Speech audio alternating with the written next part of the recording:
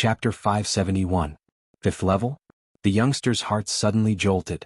They thought that they would at most be messing around in the third level. Only then did they realize that the missions that their guild leader had accepted were all missions at the fifth level. They should be laughing and saying that their group leader had thought too highly of them. Or should they be crying and howling that their group leader wanted their lives? However, the mission which their group leader had taken on, their vice group leader was the accomplice, so even if they had to kneel down, they had to complete the mission. Under the leadership of the few of them, the youngsters took their first step forward without any hesitation. They started from the first level and moved upwards. Along the way, Yiqing Luo and the rest walked at the front, and when they saw magical beasts, they would give way without any intention to make a move. Whereas for those youngsters behind them, Qiao Jin and Yan Xiao Yi, according to their abilities, were split into 10 over groups of 5 to carry out hunting of the magical beasts. Whereas Shiju and Little Nine followed behind, picking up the magic cores. First and second level magical beasts, their levels were rather low and their magic cores were few and far between. Just like this, the group of them directly killed their way to the fourth level. The youngsters at this moment were all stained with blood. Some of them, but most of them, were the blood stains of the magical beasts. And the more they fought, the more courageous they became. From the initial apprehension to the later part where it was smooth sailing, the 5-man team's coordination became more and more tacit. From the initial frantic killing of magical beasts, to the instantaneous killing of a magical beast. At this moment, they had also deeply understood what Yiqing Luo had said. Only through battle was the only way to become stronger. Fourth-level magical beasts were all intermediate-level magical beasts, with some high-leveled magical beasts mixed in. As compared to the third level and below, their abilities had increased by more than one-fold. The youngsters' battle speed, because of the magical beasts becoming stronger, became slower and slower. Group leader, quickly look. There's another group of mercenary group in front. Suddenly, a loud and clear man's voice was heard from not too far away. Yiqing Luo, Long Yunzhan and the rest stood by the side, carefully observing every youngster's actions, occasionally opening their mouths to give some pointers. Suddenly hearing a stranger's voice, Yiqing Luo looked towards the direction of the voice. She saw a mercenary group popping out from the forest.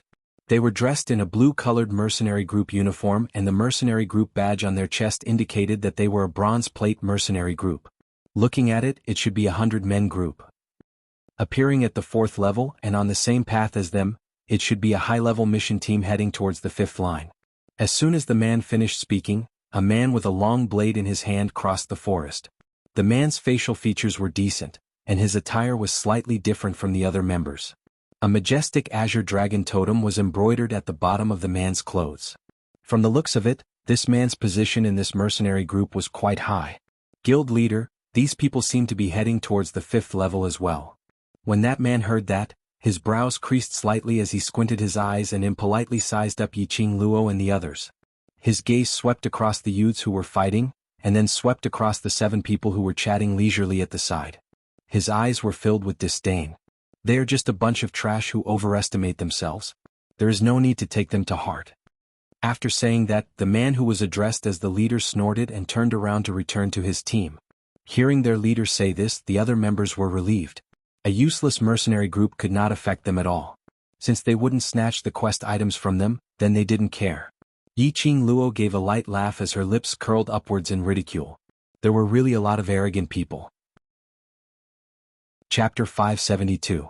Yiqing Luo didn't put her attention on that mercenary group but swept a glance at the surrounding youngsters who had placed their attention on this side as she spoke out coldly, "Concentrate when you're in battle." Those youngsters immediately retracted their gazes as they continued to kill the magical beasts in front of them. Hearing the lady's clear voice, that blue-robed group leader's footsteps halted. A pair of squinted eyes filled with disdain stared at Yiqing Luo. That imposing manner made even him subconsciously want to straighten his back and listen to orders. What was going on? Noticing the blue-robed group leader's gaze, Yan Xiaoyi's spirited eyes flashed as her eyes revealed a sliver of ridicule.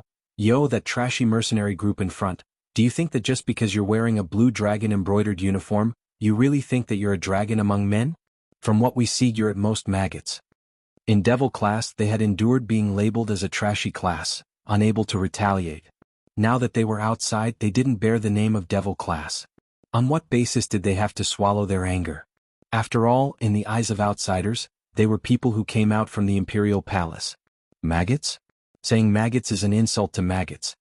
Xiao Jin's brows rose as his ordinary face was filled with ridicule. When the other youngsters who were killing magical beasts heard that, they immediately burst out laughing. These two people were just too sarcastic. A perfectly fine dragon was said to be worse than maggots. The blue-robed group leader's face turned as black as charcoal. You bunch of trash. We are the Blue Dragon Mercenary Group, how dare you insult us?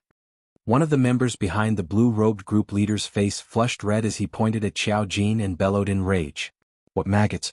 They were obviously the mighty and domineering Blue Dragon. Yan Xiaoyi gave out an exaggerated laugh and immediately covered her mouth as a pair of bright and beautiful eyes concealed a smile. So the so-called Blue Dragon Mercenary Group is just a bunch of maggots like you. I thought this mercenary group was very powerful, but I didn't expect it to be just so-so. After they had established their mercenary group, they had more or less paid attention to the other mercenary groups. And this Blue Dragon Mercenary Group, according to their understanding, was a large-scale bronze plate mercenary group with 900 over people. Perhaps they had more members, but because they hadn't accumulated enough honor points, they were unable to advance to silver plate mercenary group, hence there was a maximum number of members. Blue Dragon Mercenary Group's backing seemed to be some other continent's family's group. Because of this, he had a bit of a reputation in the mercenary guild. He didn't expect it to be such a brainless team.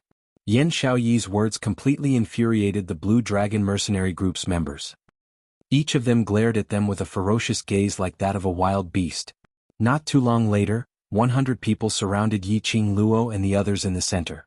Blue Dragon Mercenary Group's group leader Ji Tsangtian wiped the blood off his long sword as his lips curled into a cold smile as he looked at them in disdain. His eyes were filled with rage. However, he still pretended to be magnanimous. Small teams, don't be too arrogant. It wasn't easy for me to reach the 4th level. If I were to provoke someone I shouldn't provoke, it wouldn't be worth it. His words were filled with threat. Yan Xiaoyi's smile was even more exaggerated, and just as she was about to open her mouth, she was stopped by Yi Qing Luo. Chapter 573. Hearing Yi Qing Luo's words, Blue Dragon Mercenary Group's members were choked till they couldn't rebuke her. Just as the situation was extremely strange, they heard rustling sounds coming from the other end of the forest. Brother Tsangtian. Accompanied by a crisp sound, a middle-grade wolf beast slowly walked over. On the wolf beast's back sat a young lady dressed in a pink silk floor-length dress. She had a youthful and beautiful hair tied up as her footwear jingled. Looking at the young lady's dressing, Yi Qing Luo's lips twitched. Did this fellow come to the magic beast forest for sightseeing or for experience learning? Riding on a magic beast and dressed so heavily, if they met with danger, this set of equipment, would it affect their escape? Young lady's words are wrong. The young lady's slender eyebrows rose as her tone was arrogant. Brother Tsangtian isn't bullying your new mercenary group. But seeing your mercenary group being so disharmonious, he stood on the old mercenary group's standpoint and gave some guidance. While the young lady was speaking, she casted a disdainful glance at Yi Qing Luo. It wasn't hard to tell that after she saw Yi Qing Luo, her eyes were filled with jealousy. The minute the young lady spoke, Ji Tsangtian's face immediately rose into a smile as he nodded his head. Sister Nuo is right, this group leader is guiding them.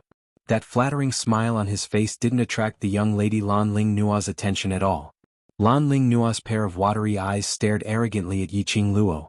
She had always been extremely confident towards her own looks. In this West continent, the most famous beauty was Three Spring City's #1 beauty, Yi family's eldest young Miss Yi Qing Qian. She had seen her before and she wasn't as beautiful as her. She had not expected. But today she met someone much more beautiful than Yi Qing Qian than her. Lan Ling Nuo's eyes were filled with thick jealousy and unwillingness. Her slender hands under her sleeves clenched into fists. She tried her best to control her tone as she used a gentle tone. The few of you should be your mercenary group's bosses, right?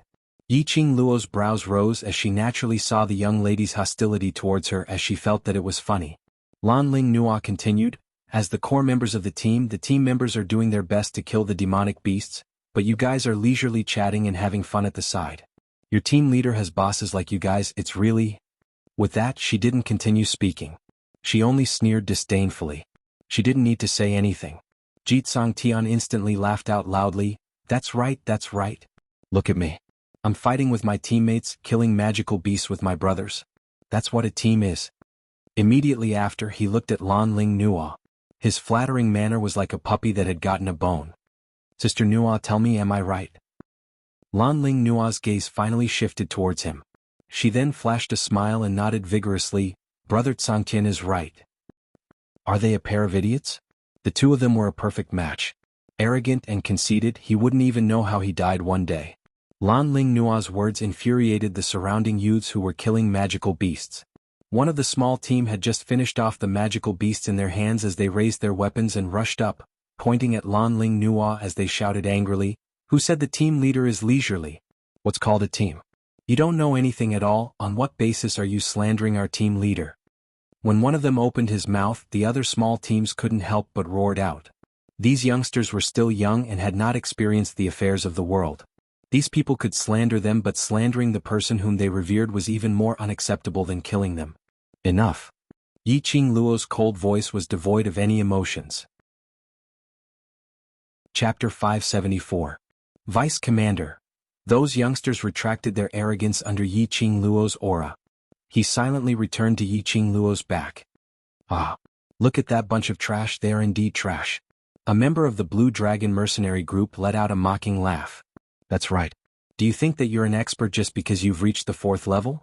You still want to go against our Blue Dragon mercenary group? Is a small mercenary group qualified? I really don't know what these pieces of trash are doing here. They are as timid as mice." The sounds of ridicule caused the rage that the youths had suppressed with great difficulty to surge up again. This was especially so for Qiao Jin. He held the coin dart in his hand tightly and was about to throw it at those people who were mocking him. But he was stopped by Yi Qing Luo. "Forget it, we are only at the 4th level, the 5th level magical beasts are more dangerous, don't waste your energy because of these rubbish." The youths were startled, and the anger on their faces dissipated. That's right, their purpose in coming to the magical beast forest was to train and complete the mission. It was not worth it for them to waste their energy on the Blue Dragon mercenary group before they even reached the 5th level.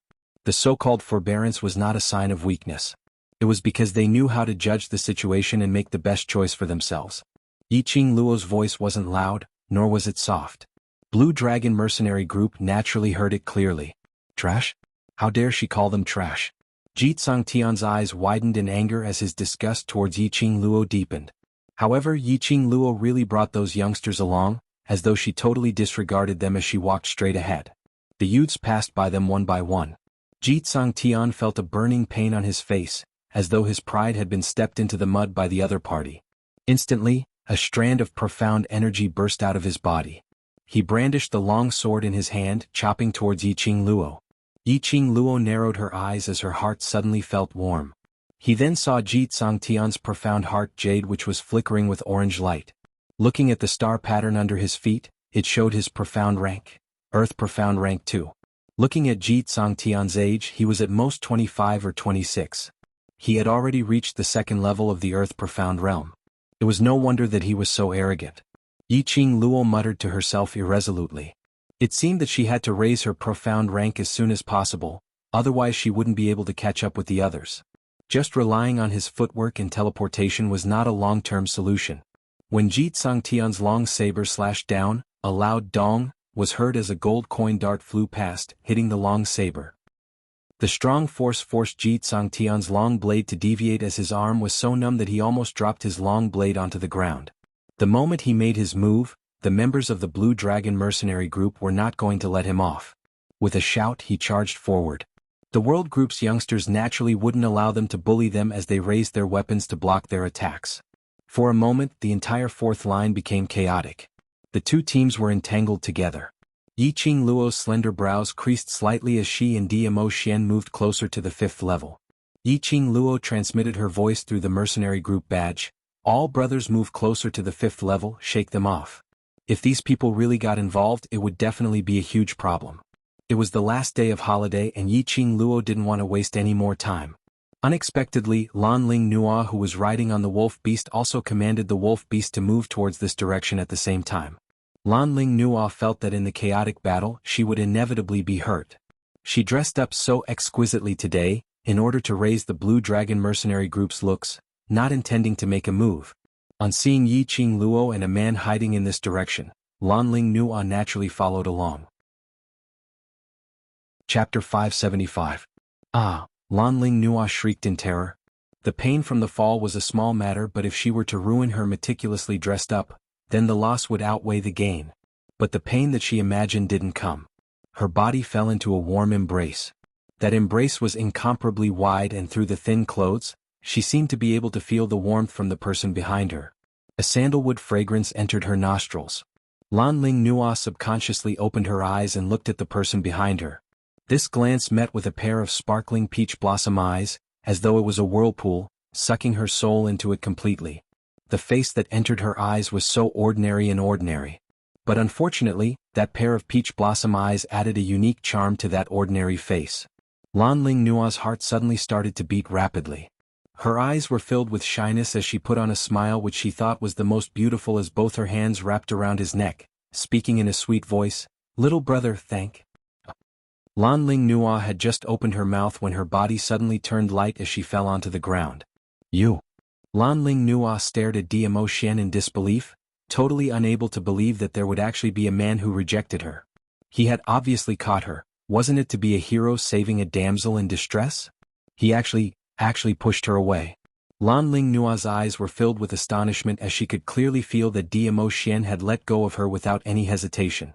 Following that, he was expressionless as he watched her fall onto the ground with an apathetic gaze. Following that, as though he was infected with germs, he pulled out a handkerchief and wiped his hands. Dmo Shen was moving swiftly, and the minute he let go, due to inertia, Lan Ling Nua fell onto the ground and was blown by the strong gale as she tumbled. The surrounding was lush and the ground was filled with branches mixed with soil. This tumble caused Lan Ling Nua's pink soft silk clothes to be ripped open, and finally, with a tearing sound, her sleeves were ripped off from her shoulders and her pink underwear could be seen indistinctly. Her meticulously bundled hair was hooked onto the branches and strands of hair were ripped off as her scalp started to hurt.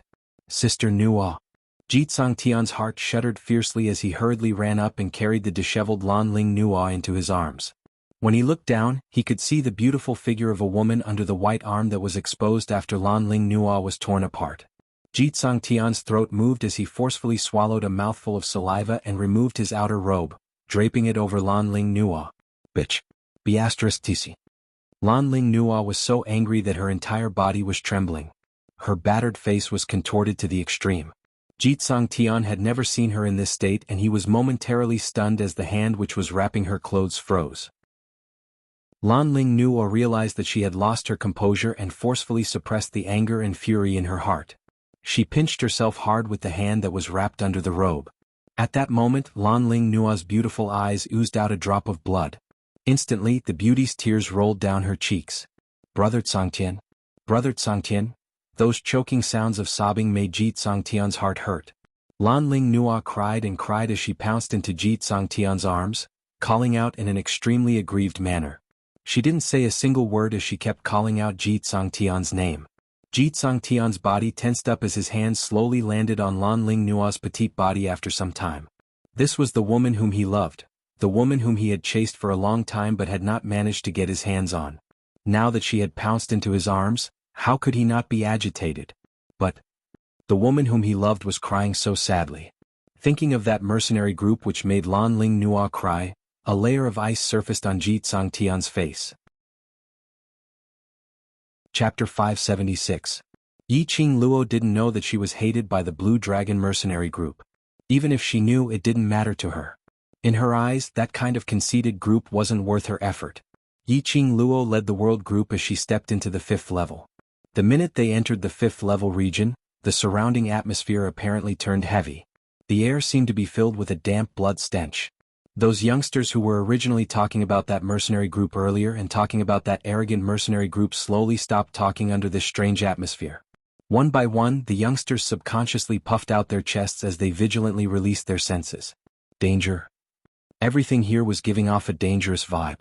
It was different from the relaxed feeling of the 4th level and below. Everywhere here was filled with a sense of oppression. Even their breathing seemed to be cautious. Remember your motive for coming here. Yi Qing Luo suppressed her voice as her vision swept past all the youngsters. For those unimportant people or before the mission is completed, don't bother about them. After the mission is completed, I won't stop you however you want to play with them. Towards the Blue Dragon mercenary group, if the world group's youngsters really wanted to make a move, Yi Qing Luo wouldn't stop them because she was afraid of trouble. What's more, she hoped that the world group's youngsters would have a battle with the Blue Dragon mercenary group. However, he had to prioritize his priorities before doing anything. If for Blue Dragon Mercenary Group, they had to sacrifice the World Group's youngsters' energy, causing them to be unable to complete the 10 high-leveled missions, then it wasn't worth it. The World Mercenary Group itself didn't have the advantage in terms of numbers. If they were to sacrifice their manpower here, there was totally no need. The youngsters' eyes lit up. The meaning was, as long as they completed the mission, they would be able to teach that Jitsang Tian a harsh lesson? Facing the youngsters' hopeful gazes, Yiqing Luo chose to ignore them as she intentionally didn't say anything. Following that, she looked at Long Yunzhan. Group leader, what's our mission? 10 missions. Long Yunzhan's voice was calm as he said faintly, 7 missions are to kill high-leveled magical beasts and obtain their magical beast cores, skin and bones. Among them, we need 2 wolf beasts and we need wolf teeth and fur. 3 bear beasts, we need the entire bear beast and not a single part can be missing. There's another one that's more difficult. The Mercenary Union has specifically suggested that I choose carefully, which is to kill 2 goshawks. The youths were all dumbfounded. Their legs froze on the spot, not daring to move. Kill a high-level magical beast? Are you sure you're not joking? It was a wolf beast, berserk beasts and eagle beasts. Not to mention 7, even if just 1 high-level magical beast came, they would probably suffer. Furthermore, he wanted to kill the goshawk demonic beast? Oh my god. Do you know what the goshawk is capable of? That was a bird flying in the sky. How could they possibly kill it? The youths gulped nervously. After a long while, they finally found their voices and asked in a trembling voice, what about the other 3 missions? Dig out the herbs at the edge of the gap between the 5th and 6th levels. As soon as this mission was announced, the youths' faces immediately became lifeless. These F*King quests were all deadly quests. Don't look at how easy it was to dig up the medicinal herbs. The key was, it was at the edge between the 5th and 6th lines. That was the place where magical beasts were most likely to appear. Especially in the magical beast forest, all the medicinal herbs were under the control of the magical beasts. If they were to dig the medicinal herbs and attracted the magical beast's attention. Chapter 577. Yiqing Luo's eyes were in deep thoughts as she regrouped all these missions in her mind. Based on the youngsters' abilities, if they were to split into 5 people to deal with high-leveled magical beasts, it was not possible. High-leveled magical beasts as compared to intermediate-leveled magical beasts was not just a difference of 1 level. Why not? Yiqing Luo's slender brows rose slightly as she discussed with Long Yunzhan. Group leader, 7 high-leveled magical beasts, it's too dangerous to split them up. Why not we do the same mission together? Splitting them up was not only dangerous but to the youngsters, it was too strenuous. But 60 over people working together to deal with 1 high-leveled magical beast, as long as there was a good command and coordination, the efficiency would be much higher than splitting them up to hunt the magical beasts. Long Yunzhan nodded. This way, it's beneficial to train everyone's coordination. The youngsters naturally didn't have any opinion on the method which group leader and assistant group leader had discussed. Moreover, working together in a team was indeed safer and it could nurture everyone's rapport. Everyone on the 5th level didn't dare to act like what they did on the 4th level, swaggering in the forest, not fearing the magical beasts at all. Everyone walked extremely carefully. The youngsters with higher perceptive sense and faster speed led the way in front while the 60 over youngsters followed behind. Whereas Yiqing Luo and the rest walked at the back of the crowd. The few of them didn't say a single word but carefully sized up these youngsters' expressions, as well as their vigilance and reaction when facing danger. Occasionally, when they saw some rare medicinal herbs, Yiqing Luo and Bei Ming Lulu would drop out of the group and quietly harvest them. The duo's coordination wasn't too bad as they didn't cause any disturbances among the magical beasts. In the process of heading towards the mission, they harvested over 10 types of medicinal herbs. Following that, they caught up with the group. The mission to kill 2 wolf beasts was considered as the easiest among the 3 types of magical beasts. But the youngsters expressed the immense pressure. High-leveled wolf beasts were around the size of an adult tiger. Their fangs were sharp and their claws were sharp, especially their speed was extremely fast. Most importantly, wolf beasts were pack animals. They had no way to attract a single wolf beast to one side for hunting. Once 1 wolf beast was attracted, the rest of the wolf beasts would instantly rush over. By then, if they were surrounded by 10 over high-leveled wolf beasts, it wouldn't be them hunting the wolf beasts, but the wolf beasts would be preying on them. Wolf beasts have their own territory. As long as we lure the high-ranked wolf beasts out of their territory, then we can make our move. The other high-ranked wolf beasts won't be able to rush over. Yi Qing Luo recalled that in the books which she had read at Ghost Doctor's place, it had recorded this part of the magic beast forest. Because there were many rare medicinal herbs in the 5th level, the book specifically recorded the method of obtaining medicinal herbs. It was specially marked that the magical beasts of the 5th level all had their own territories. If an alchemist was discovered by a territory's magical beast while picking medicinal herbs, all the magical beasts in the territory would attack. However, if they escaped from the territory of the magical beasts, the pursuing magical beasts would give up on their pursuit. Of course, the beast tide was not an unstable factor. When Long Yunzhan heard that, his handsome brows creased slightly as his azure-blue eyes revealed some puzzlement, as though he didn't understand how Yi Qing Luo knew about the matters regarding the magical beast's territory. When the other youths heard this, they saw Baiming Liancheng's eager expression. "Group leader, vice group leader, let me try." The youth's face was filled with excitement and agitation. He did not cower or try to be brave at all. He exuded an aura of confidence. Chapter 578. Baiming Liancheng's skills weren't bad at all. After coming out from Death God Castle, he had consecutively risen by 2 levels and his skills had become even more agile. After obtaining Long Yunzhan's permission, he leapt up and burrowed into the bushes. In a blink of an eye, he had already lost track of him. His presence seemed to have disappeared. The youngsters searched for a long time and released their senses. They couldn't sense Baiming Liancheng's presence at all. Yi Qing Luo nodded her head satisfactorily. No wonder Baiming Liancheng dared to volunteer himself, so he had this ability. He was able to conceal his presence completely, blending into one with the surrounding environment. Like a chameleon, he was able to conceal himself at all times. Baiming Liancheng hid in the dark as he kept nearing the wolf pack. Not too long later, he saw 10 wolf beasts gathering by the stream to drink water. This stream flowed down from the 7th level all the way to the 1st level. There were only 2 such streams in the entire magic beast forest for the magic beasts to draw water from. 10 wolf beasts would raise their heads from time to time as their mouths gave out sharp howls. After howling for a while, they bent over to drink water. Groping around, after about half an incense's time, those 10 wolf beasts left in a group. Just at this moment, the last wolf beast howled as its entire body was flung out fiercely. That wolf beast, which was the size of a tiger, directly broke a thick and sturdy tree. Awoo-awoo, waves and waves of wolf howls rang continuously. The wolf pack's sharp eyes looked around as their noses twitched, but they didn't smell anything strange nearby, nor did they smell any dangerous presence. After howling for some time, eventually these wolf beasts all gave up. But that wolf beast which was flung out suddenly opened its eyes as it revealed an ominous glint as its mouth opened wide, revealing its sharp fangs. Its huge fat body slowly got up from the ground. Following that, its gaze stared towards a certain direction in the depths of the forest as its body shot out like an arrow as it charged forward. The pack of wolf beasts behind didn't understand what was going on. By the time they wanted to catch up with their companion's footsteps, they had already lost sight of that wolf beast. Yi Qing Luo and the rest stood at their original spots, waiting for Baiming Liancheng. Everyone was curious, what method would Baiming Liancheng use to lure one wolf beast over? At this moment, a figure suddenly sprang out from the bushes. At the same time, Yi Qing Luo shouted, "Spread out, surround them." The youngsters in the world group had long developed the habit of moving subconsciously when they heard orders. Upon hearing Yi Qing Luo's command, everyone swiftly dispersed, forming an encirclement. A huge wolf beast leaped into their encirclement. What was going on? It really was a wolf beast, a lone wolf beast? Why are you still in a daze? Attack! Yi Qing Luo's cold voice rang out sharply. Only then did the youths come to their senses. They gripped the weapons in their hands and began to attack the wolf beast. Xiao Jin and Yan Xiao Yi commanded while Yi Qing Luo retreated to one side. She looked at Baiming Liancheng who was wiping his sweat.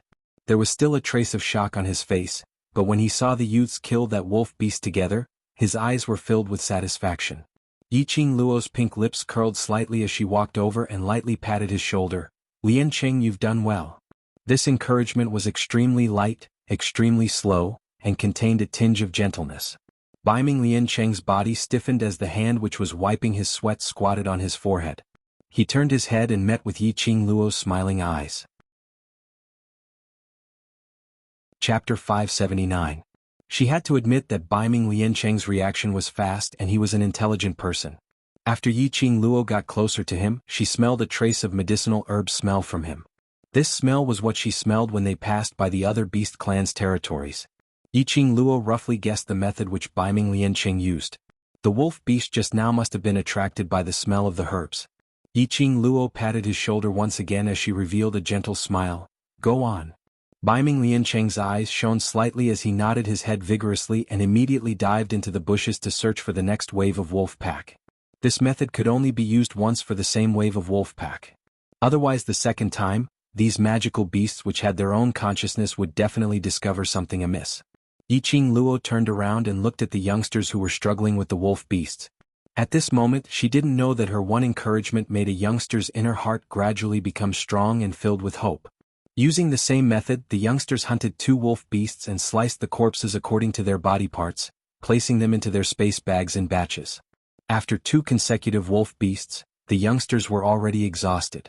Yiqing Luo had already found an empty space with a huge rock for everyone to rest and replenish their energy. 1 hour later, the youngsters started their journey. The last time Yiqing Luo came here, she had already memorized the rough topography of the magic beast forest in her mind. She directly led the youngsters towards the bear beast's territory. Occasionally there were several advanced leveled magical beasts walking around. Yiqing Luo and the others carefully avoided them. It was until they entered the boundary of the bear beast's territory when they stopped in their tracks. Yiqing Luo used the mercenary group badge to transmit her understanding towards the bear beast to the youngsters. Bear beasts were solitary magical beasts and didn't have the awareness of their companions. These bear beasts, when they met their own kind, would not hesitate to attack their own kind. So if they wanted to deal with the bear beast, even if the other bear beasts saw them, they wouldn't help. Of course, there was a possibility that after they killed the bear beast, they would snatch the bear beast's corpse and attack the mercenary group. When the youngsters heard that, their gazes towards the bear beast were filled with battle passion. The body of the advanced bear beast was as tall as a tree that 3 people could carry when it stood up. When it walked, the ground shook continuously. Yiqing Luo saw that everyone was ready and with a command, she directly led the youngsters as they charged towards a bear beast. The bear's attacks were swift and powerful. It clearly looked extremely cumbersome, but its movements were shockingly agile. After expending a tremendous amount of effort, the 60-odd people finally managed to take down a bear beast. Luckily, Yiqing Luo had specially lured the bear beast to a corner of the bear beast's territory, so it didn't attract the attention of the other bear beasts.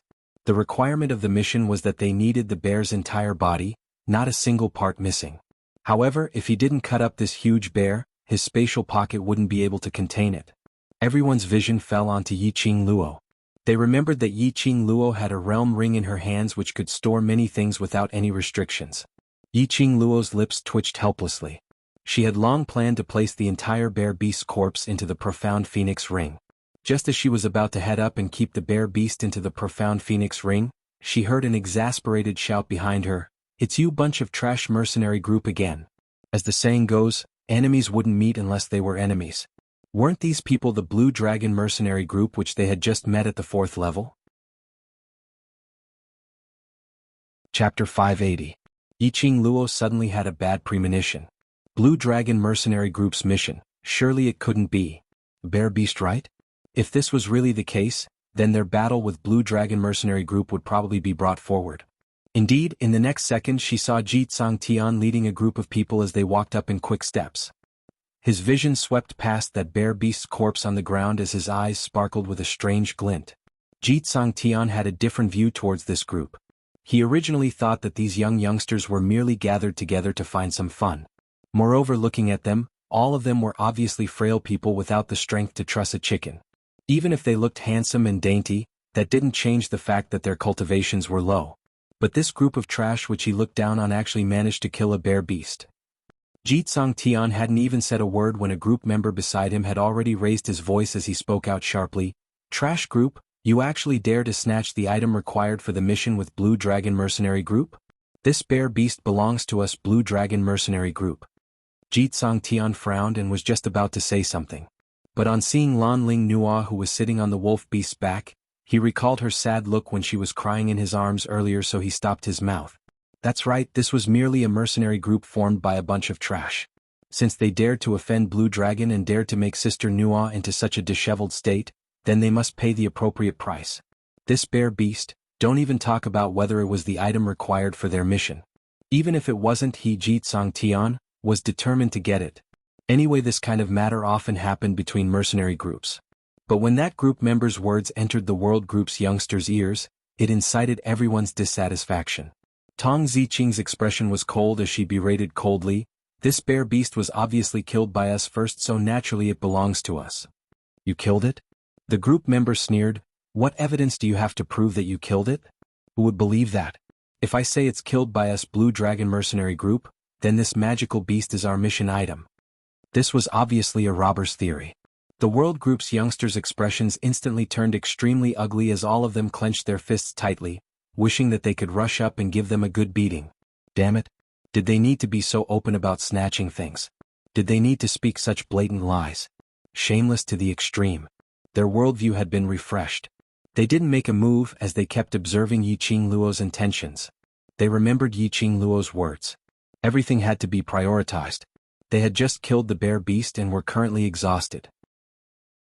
If they were to really clash with the Blue Dragon mercenary group now, they would definitely not be able to gain any benefits. But, to let them swallow this grievance, they really could not do it. Yiqing Luo's expression remained calm as her charming eyes stared coldly at Ji Tsangtian, as her lips curled into a smirk of ridicule. After a while, she blinked her charming eyes and a soft, almost inaudible laugh escaped from her lips. "Ah, Blue Dragon mercenary group? This is my first time seeing such a shameless mercenary group." She lightly tapped her pink lips with her hand, revealing a charming expression. Tilting her head, her eyes curved. "But that's true. With a shameless leader there will naturally be a shameless team." Ji Tsangtian's face turned steely green as he had not expected Yiqing Luo to fire the cannon directly onto him. Chapter 581. The World Group? Ji Tsangtian's expression changed once again. The group which he had always regarded as trash was actually the World Group? Towards the World Group's name, some middle and lower-ranked mercenary groups in the mercenary world had all heard of it. He naturally had heard of the World Group before. Damn it. Why hadn't he thought of it from the start? It was rumored that the World Group's members were formed by a group of 17 to 18-year-old young men and ladies, and all of them were handsome and beautiful. Whereas the World Group's group leader was an outstanding temperament and an ice-cold-looking blue-eyed man. There was also a vice group leader who was an exquisite-looking young lady with enchanting brows and eyes, possessing a peerless beauty. These people in front of them, didn't they fit these rumors? He actually treated the other party as a trash group. Just based on 60 over youngsters, they accepted a high-grade rare mission and directly rose to a bronze plate mercenary group. It could be seen just how much honor points that high-grade rare mission rewarded. The higher the honor points, the higher the difficulty of that mission, which was totally impossible to complete. But the World Group managed to do it.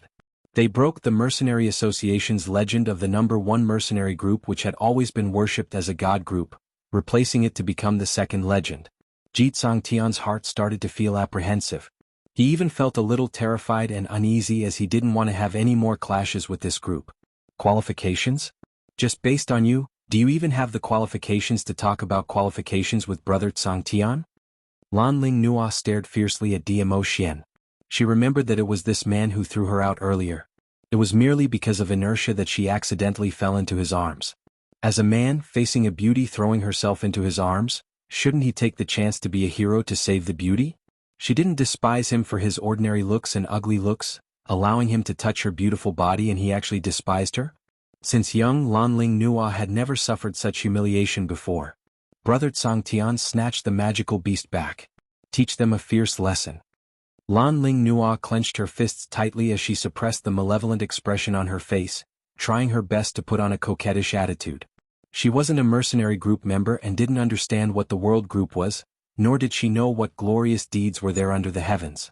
Moreover, under Ji Tsangtian's daily bragging, Lan Ling Nua unanimously agreed that Blue Dragon Mercenary Group was an especially powerful mercenary group.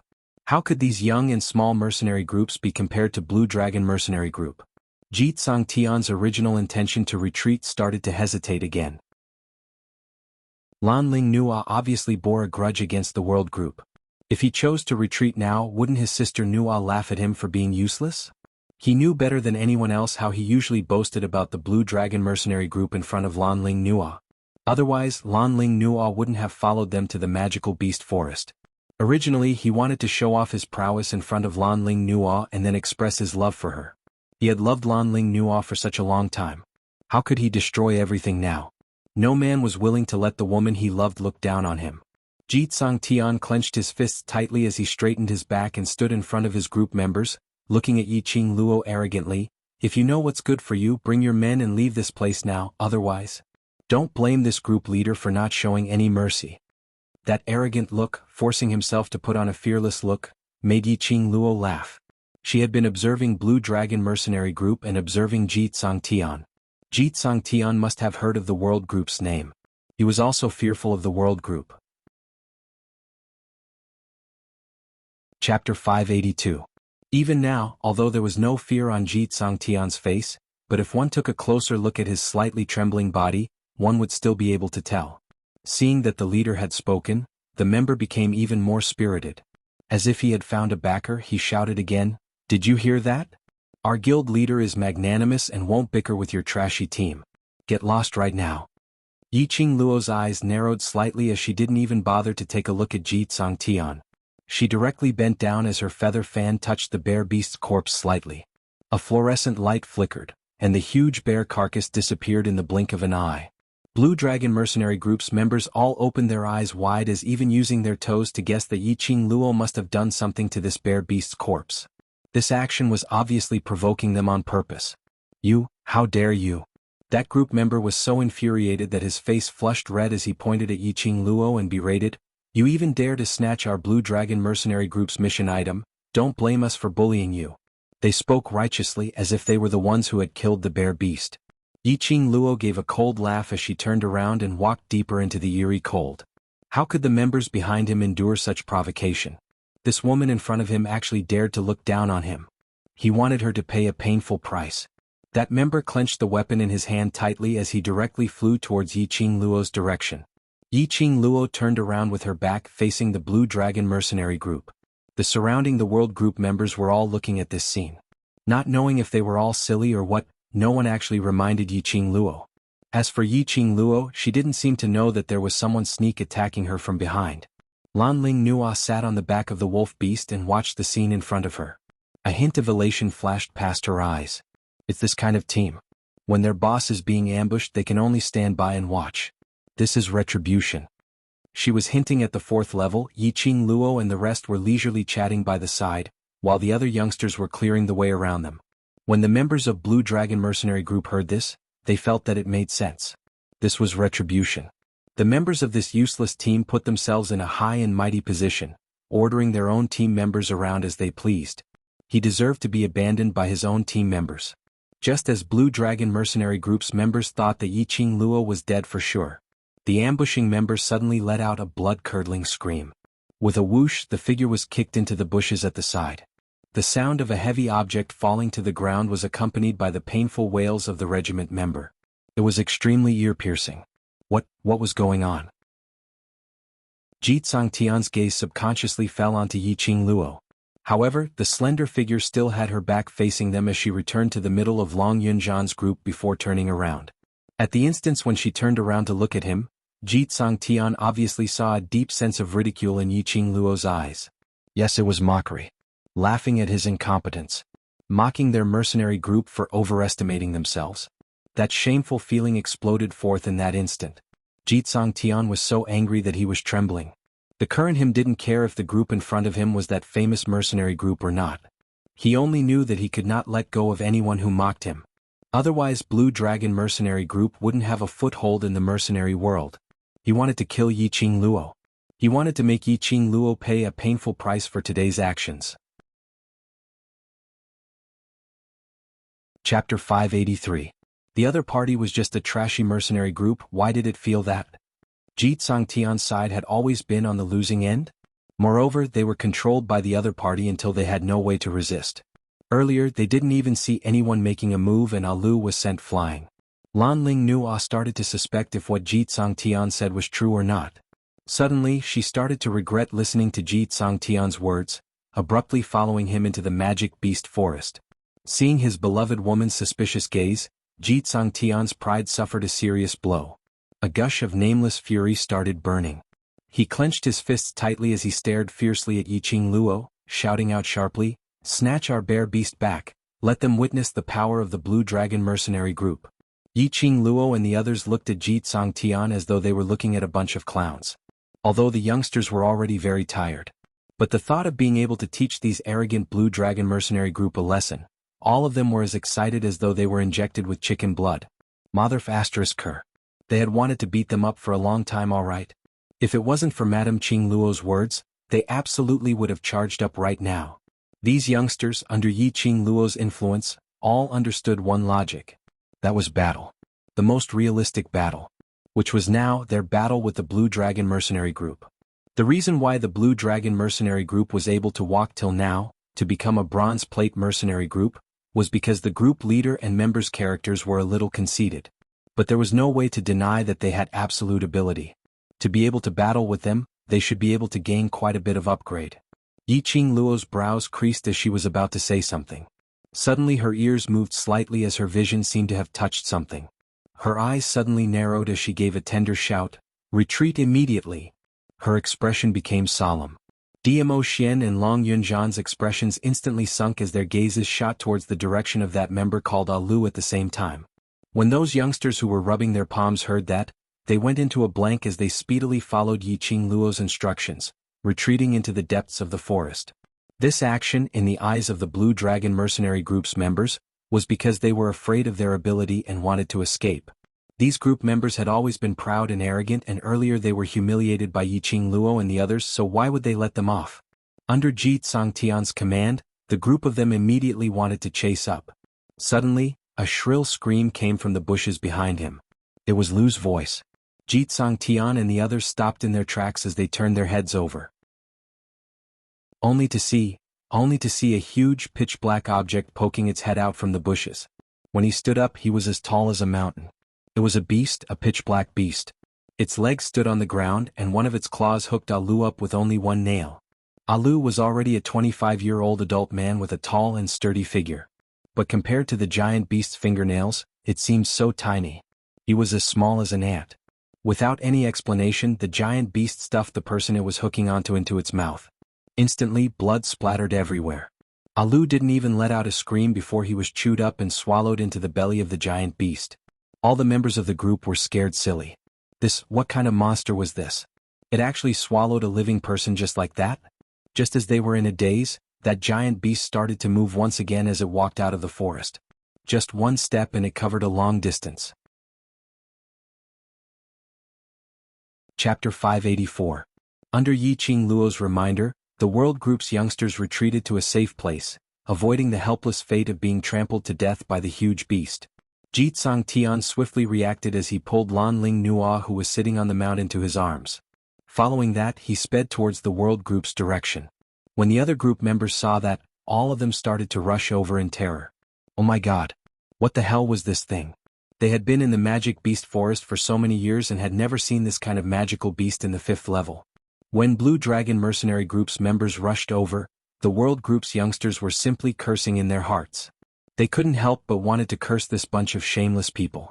Ah Xian. Yi Qing Luo's brows creased tightly as she tugged Dmo Xian's sleeve as her pair of charming eyes congealed on that huge beast. She wouldn't easily open her mouth to Dmo Xian. But under this situation she had to open her mouth. This huge beast was too dangerous. She might be able to use blink movement to avoid this huge beast's attack, but the World Group's youngsters were not able to do so. Moreover, unless it was the last resort, she really didn't want to use the blink movement secret art. Let's not talk about the fact that this secret art was used to save her life. Just the fact that every time she used it, she would be caught red-handed and was even recognized by others. This secret art, if possible, Yi Qing Luo would try not to use it. The huge beast's speed was simply too fast. Its one step was equivalent to everyone releasing all their profound chi and sprinting for 10 meters. But in just a few short moments, another 10 over Blue Dragon Group's members died tragically under the huge beast's feet. There were some who were swept by the huge beast's claws and directly thrown into its mouth. The scene was extremely bloody and ferocious. Based on her strength, there was absolutely no way to protect the World Group's youngsters. Yi Qing Luo bit her lower lip tightly as her slender fingers subconsciously clasped Dmo Xian's arm tightly. She was too weak. The bigger the responsibility, the more she felt that she was too weak. After she returned to the academy, she wanted to head to the spiritual Chi treasure land and enter the Azure Dew bracelet to first break through her profound grade-to-earth profound realm. Dmo Xian's palm was warm as it gently covered Yiqing Luo's eyes. His voice was calm without any ripples, but Yiqing Luo could hear his concern. "It's okay, I'm here." Just 4 simple words made Yiqing Luo's heart tremble suddenly. Dmo Xian's palm blocked her vision and it was pitch black. She blinked. Her long, curly eyelashes brushed past his palm like a small brush. Shortly after, the sounds of the youth's heaving sighs of relief could be heard. Yiqing Luo grabbed onto Dmo Xian's palm with both hands, only to see the World Group's youngsters and Blue Dragon Group's members all squeezing over. Although the youths were saying nasty things and ridiculing the group members, they still made way for them to have a place to stand. Not long after, this small piece of flat ground was filled with people. As for the giant beast, it kept raising its foot, trying to step on them. However, the huge foot that was lifted up seemed to be blocked by something and was bounced back. The giant beast's body swayed and like a collapsing mountain, it fell straight back. Boom boom boom, a deafening sound reverberated along with the entire magic beast forest shaking. It wasn't an exaggeration to describe it as the earth quaking and mountains shaking. It was an enchantment. Yiqing Luo raised her eyes towards the sky and she could faintly see a transparent ray of light, appearing and disappearing indistinctly. When did Dmo Xian conjure the enchantment? Chapter 585. What is that thing? The group members heaved a sigh of relief as their legs were so weak that they couldn't even stand properly. They had all witnessed their own comrades being eaten up by that huge beast, being trampled to death by that huge beast without any chance to resist at all. They didn't know how long this barrier could last for. If there wasn't a barrier, wouldn't they all die under this huge beast's feet? Yiqing Luo's brows creased tightly as she stared at that huge beast which was crawling up, as her eyes narrowed slightly. After some time, she released Dmo Xian's arm. "Let me take a look at the surrounding situation." Dmo Xian's eyes sunk as he tried to grab her arm. Even he didn't know where this huge beast came from, so it was too dangerous to leave the barrier rashly. "I'll ride on Little Nine and take a look in mid-air, nothing will happen." Saying that, Yiqing Luo sat on Little Nine's back. One man and one beast left the barrier and flew straight into mid-air. After leaving the barrier, Yiqing Luo then sensed a gust of stinky wild wind blowing continuously. That huge beast had already stood up and once again attacked towards the direction of the barrier. Yiqing Luo gazed afar and saw that not too far behind the huge beast, densely packed magical beasts were surging over. Just like a beast tide, surging forward in an extremely turbulent manner. What the? Forget about a heaven-defying huge beast, there was even a huge wave of magical beasts? They were going to be trapped in the magic beast forest to death. Lass. Suddenly Old Man Song's voice rang in her mind. This is troublesome. Not just troublesome, it was huge trouble. That magical beast. If I didn't recognize wrongly, it should be a 7th level advanced leveled mirage beast. Childine. Old Man Song's tone rose, apparently shocked by this huge beast. Even if it's a sky mystic overlord strong practitioner going against Childine, they would also be at a disadvantage, not to mention you all. Yiqing Luo was overwhelmed with shock when she heard that. Her eyes suddenly widened as she stared unbelievably at that huge beast in front of her as her heart thumped. Even a sky mystic overlord is unable to go against it? 7th level. That magic beast forest's legendary level. Till now, no one had ever returned alive after entering the 7th level. How did this Childine run from the 7th level to the 5th level? In the tens of millions of years of history of the magical beast forest, aside from large-scale beast tides, magical beasts would never cross the boundary that belonged to them. Moreover, even if it was a beast tide, it would at most be 1 level higher. This Childine. Could it be? Yiqing Luo's eyes suddenly sunk as her penetrating eyes reflected a cold glint, her eyes swiftly circling the surroundings. It was simply impossible for a high-level phantom beast of the 7th level to appear on the 5th level. But, if this high-level mirage beast was led here by someone, and the target was them, it was not impossible. Yiqing Luo's vision surveyed the surroundings alertly, as she carefully avoided Childine. Vaguely, Yiqing Luo seemed to have seen a figure among the densely packed magical beasts. When she looked over again, the figure had disappeared without a trace. It was as if it was just an illusion. An illusion? Yiqing Luo frowned as her gaze turned chilly. No, it can't be an illusion. The appearance of these magical beasts and Childine was indeed premeditated. Was it a ploy by the dark forces? To annihilate everyone who knew about the Dark Forces' comeback? Like how they massacred the marketplace, to destroy the world group. Yiqing Luo gave a cold laugh as she patted little Nine. The man and beast returned to the array barrier once again. Chapter 586. Childine. Dmo Xian's expression changed abruptly as that pair of eyes which were filled with brilliance turned biting cold. His brows creased as he looked outside the array barrier at the huge beasts which kept on attacking. It's actually Childine. Yiqing Luo bit her lower lip as her slender hand hooked onto Dmo Xian's arm as she suppressed her voice. There's a huge batch of magical beasts coming over, it seems to be a beast tide. This time round, it would be hard for them to escape from this calamity.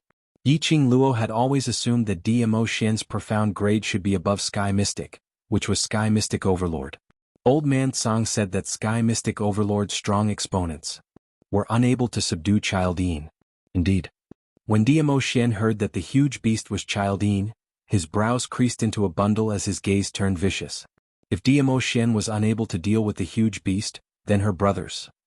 Yiqing Luo recalled that fleeting figure which disappeared amidst the surging magical beasts earlier. Her gaze suddenly turned gloomy as though it was covered with frost. We've been plotted against. She squeezed out every single word from the slits of her teeth. Emin. Dmo Xian responded calmly as he stared at Childine without any change in his expression.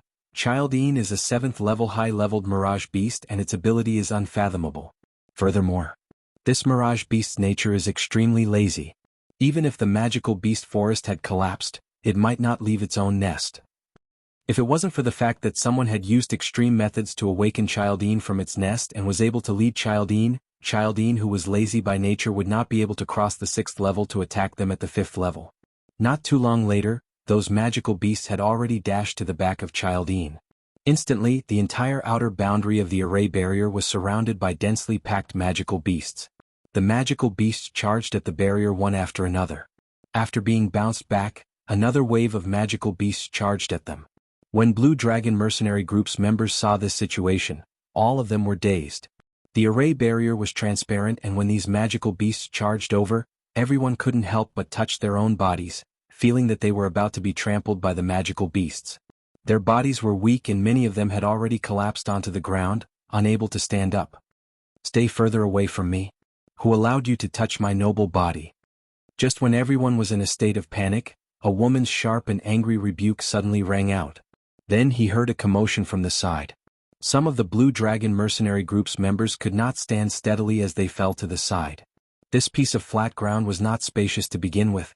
After accommodating more than 100 people, it became extremely crowded. Furthermore, they didn't dare to get too close to Yiqing Luo and the others hence. Those group members all huddled together. When one of them fell, he bumped into the other. A few other members were squeezed out of the barrier and were instantly torn to shreds by the berserk magical beasts. Everyone was horrified. Once they left the barrier, what awaited them would be nothing left of them. Blue Dragon Mercenary Group's members didn't dare to move at all. One by one, they glared at the person who had stirred up trouble, Lanling Nua. The current Lanling Nua was sitting on a huge rock and Jitsang Tian was surrounding her. Lanling Nua straightened her long robe, her face filled with disgust and disdain. What are you staring at? If it wasn't for your group leader, would I even be here today? I'm telling you, if you dare to ruin this beautiful face of mine, leaving a scar on my body, my father will absolutely not let you off. The current her didn't have a single bit of delicateness from before. Chapter 587. Blue Dragon Group's members were so infuriated that they were trembling. Group leader had brought Lanling Nua along to complete the mission in the magical beast forest and that had already made them extremely unhappy. They were a mercenary group and not an escort team. Everyone knew that group leader admired Lanling Nua, hence he had been asking about her well-being along the way, making it seem as though he was an escort team leading a princess on an outing, so they all tolerated it. Of course, a large part of it was because Lanling Nua was indeed beautiful. With such a beautiful and alluring young lady following in the group, chatting and laughing, it was a good scenery. Even if she threw a little tantrum, that would also be called cute. But, no matter how beautiful she was at this kind of a time where their lives were at stake, who could tolerate her playing with their little tantrums? Because of Lanling Nua's willfulness, she had pushed a few brothers out of the barrier and they were torn into pieces by those magical beasts. Yet she didn't feel a single bit of guilt? She even dared to blame them? These group members' hearts were filled with rage and injustice as it instantly gushed into their hearts. Even Ji Tsangtian's expression turned slightly ugly.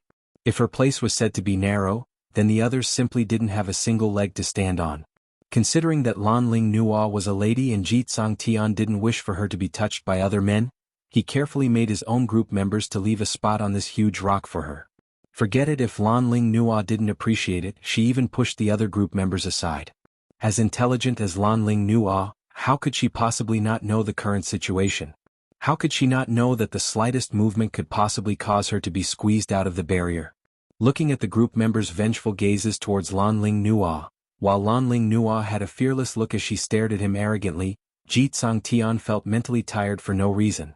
Brother Tsangtian, you're the one who coaxed me and brought me here. Don't tell me, you don't want to take responsibility? Lan Ling Nuo raised her teary eyes as she looked at Ji Tsangtian pitifully. That look in her voice was filled with grievance, as though Ji Tsangtian had done something to her. After all, she was the lady whom he had admired for so many years. Seeing her tears and her grievance voice, Ji Tsangtian's heart softened. He sighed helplessly as he stretched out his hand and pulled Lan Ling Nuo into his embrace. I'll take responsibility, I'll take responsibility. This action caused the members to widen their eyes. They didn't expect that their brothers would be torn to pieces by the other magical beasts because of this woman's willfulness. They didn't even have a complete corpse.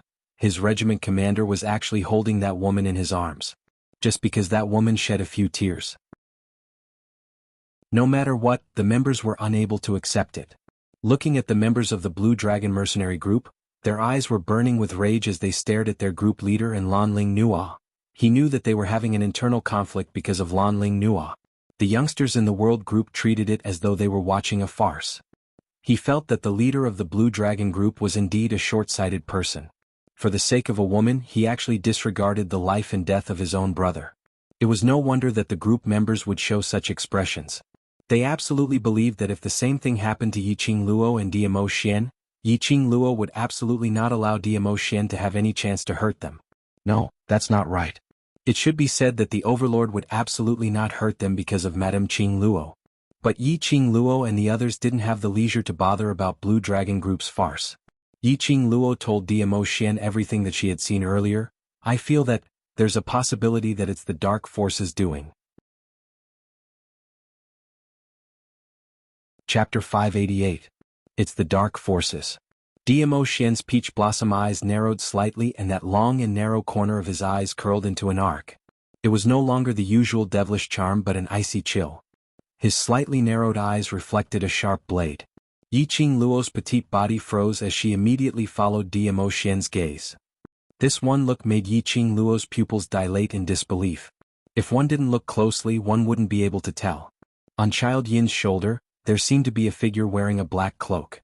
That was the disguise of the dark forces. Something's not right.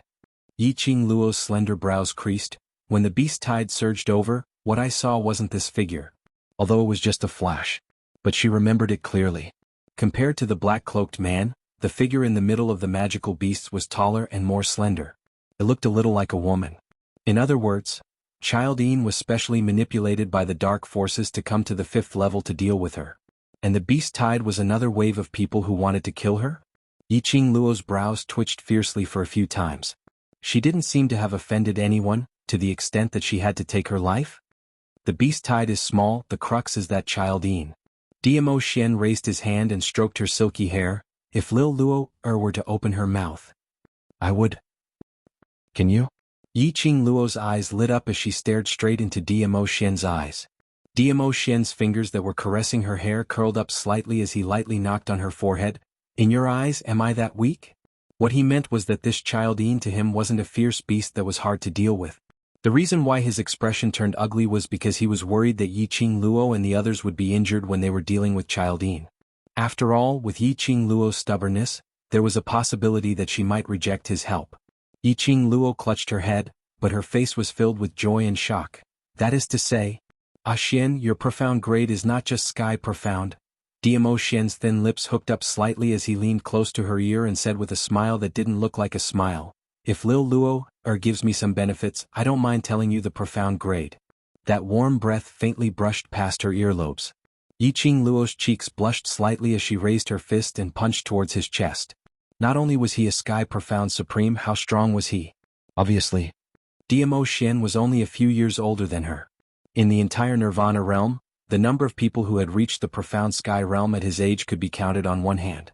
Not to mention a Sky Shen Supreme martial artist. Old Man Song, what realm is above the Sky Profound Supreme? Yiqing Luo was really curious. In her memories, the highest realm was the Sky Profound realm. Old Man Song muttered to himself for a moment. This old man can only tell you that above the Sky Profound realm is the Sage Profound realm. Furthermore, the grades will be derived from 9 grades to 15 grades, and each grade is divided into 3 levels: the early stage, the middle stage, and the peak stage. In other words, he was telling Yiqing Luo that Diamo Xian's current profound grade was at least at the level of Sage Profound. As for what grade it was, he did not know. Yiqing Luo's heart trembled fiercely as the gaze she shot at Diamo Xian was filled with a sliver of worship. As expected of her man, he was actually so powerful. As for the profound rank after that, wait until you've surpassed the Sky Profound realm, then you'll naturally know. After Old Man Song finished speaking, he didn't say anything else. It was obvious that he didn't intend to say anything more. Yiqing Luo didn't ask any further. She hadn't even broken through the Earth Profound realm, not to mention the profound rank after the Sky Profound realm. Everything when she reached that stage she would naturally know. Chapter 589. Diamo Xian's brows rose slightly as he understood the meaning behind Yiqing Luo's words. She wanted to give it a try to deal with this Childine. Even if he was unable to kill Childine, battling with a 7th level high-leveled Mirage Beast would definitely be able to raise his own ability. This was exactly how Yiqing Luo believed in Diamo Xian. She had placed her life in Diamo Xian's hands. So what if Childine was powerful? Whether he could do it or not, he would only know after he tried. Especially such a rare opportunity, how could Yiqing Luo bear to let it go? If she really couldn't do it, then Diamo Xian would do it. Yiqing Luo narrowed her crafty eyes as her little hand hooked onto his smooth lower jaw. Of course, don't think of just standing by the side to watch. That black-cloaked man, I'll leave it to you, the people from the dark forces actually dared to show themselves. If they didn't leave something behind, how could they let them go so easily? Tiske, you're so assured of me? Although Diamo Xian's words were filled with grievance, his eyes were filled with adoration, which obviously indicated that he was in a good mood. Yiqing Luo believed in his ability, and this was the biggest affirmation towards him. The two of them flirted with each other in a low voice. Their obvious display of affection blinded the eyes of the members of the Blue Dragon group.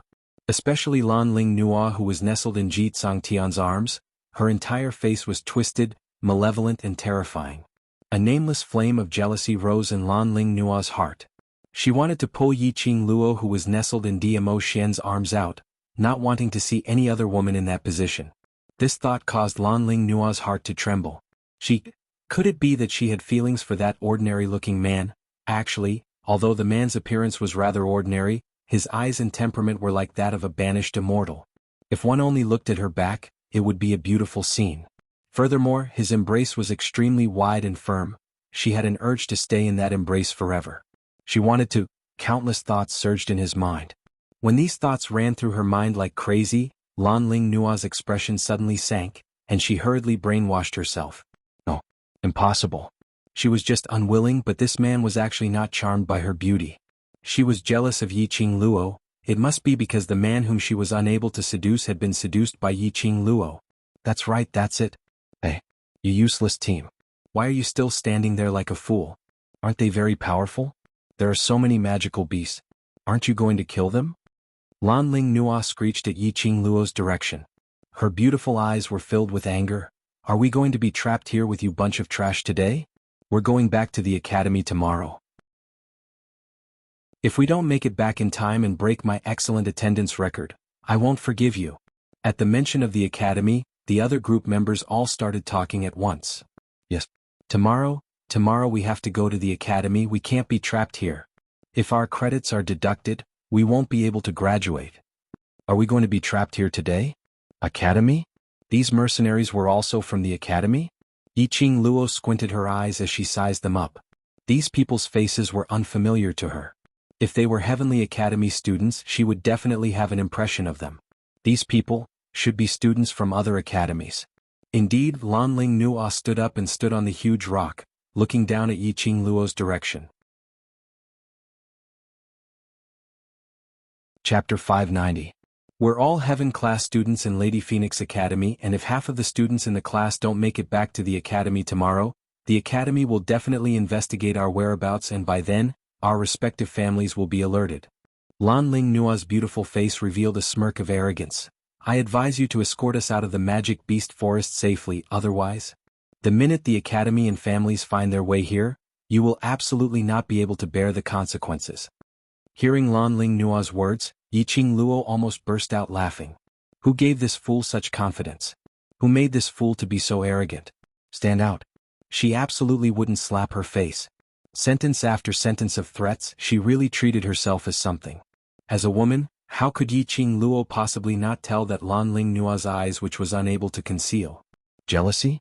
Yi Qing Luo really laughed out loud at this moment. She raised her eyes and stared at the man beside her as she shook her head helplessly. This man's charm was unstoppable. He had already disguised himself into such an ordinary look, yet he was still able to capture the heart of Lan Ling Nua, who thought she was the most beautiful woman in the entire world. She had no choice but to admire Diamo Xian's charm. Diamo Xian put on an innocent look as he shrugged and shook his head. I didn't do anything. If you do anything, she will become even crazier. Yi Qing Luo's slender brows rose slightly as her charming eyes swept towards Lan Ling Nua.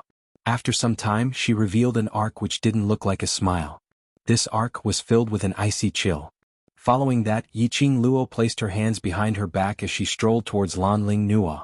That arrogant and condescending, imposing manner forced the surrounding Blue Dragon Group's members to open up a path.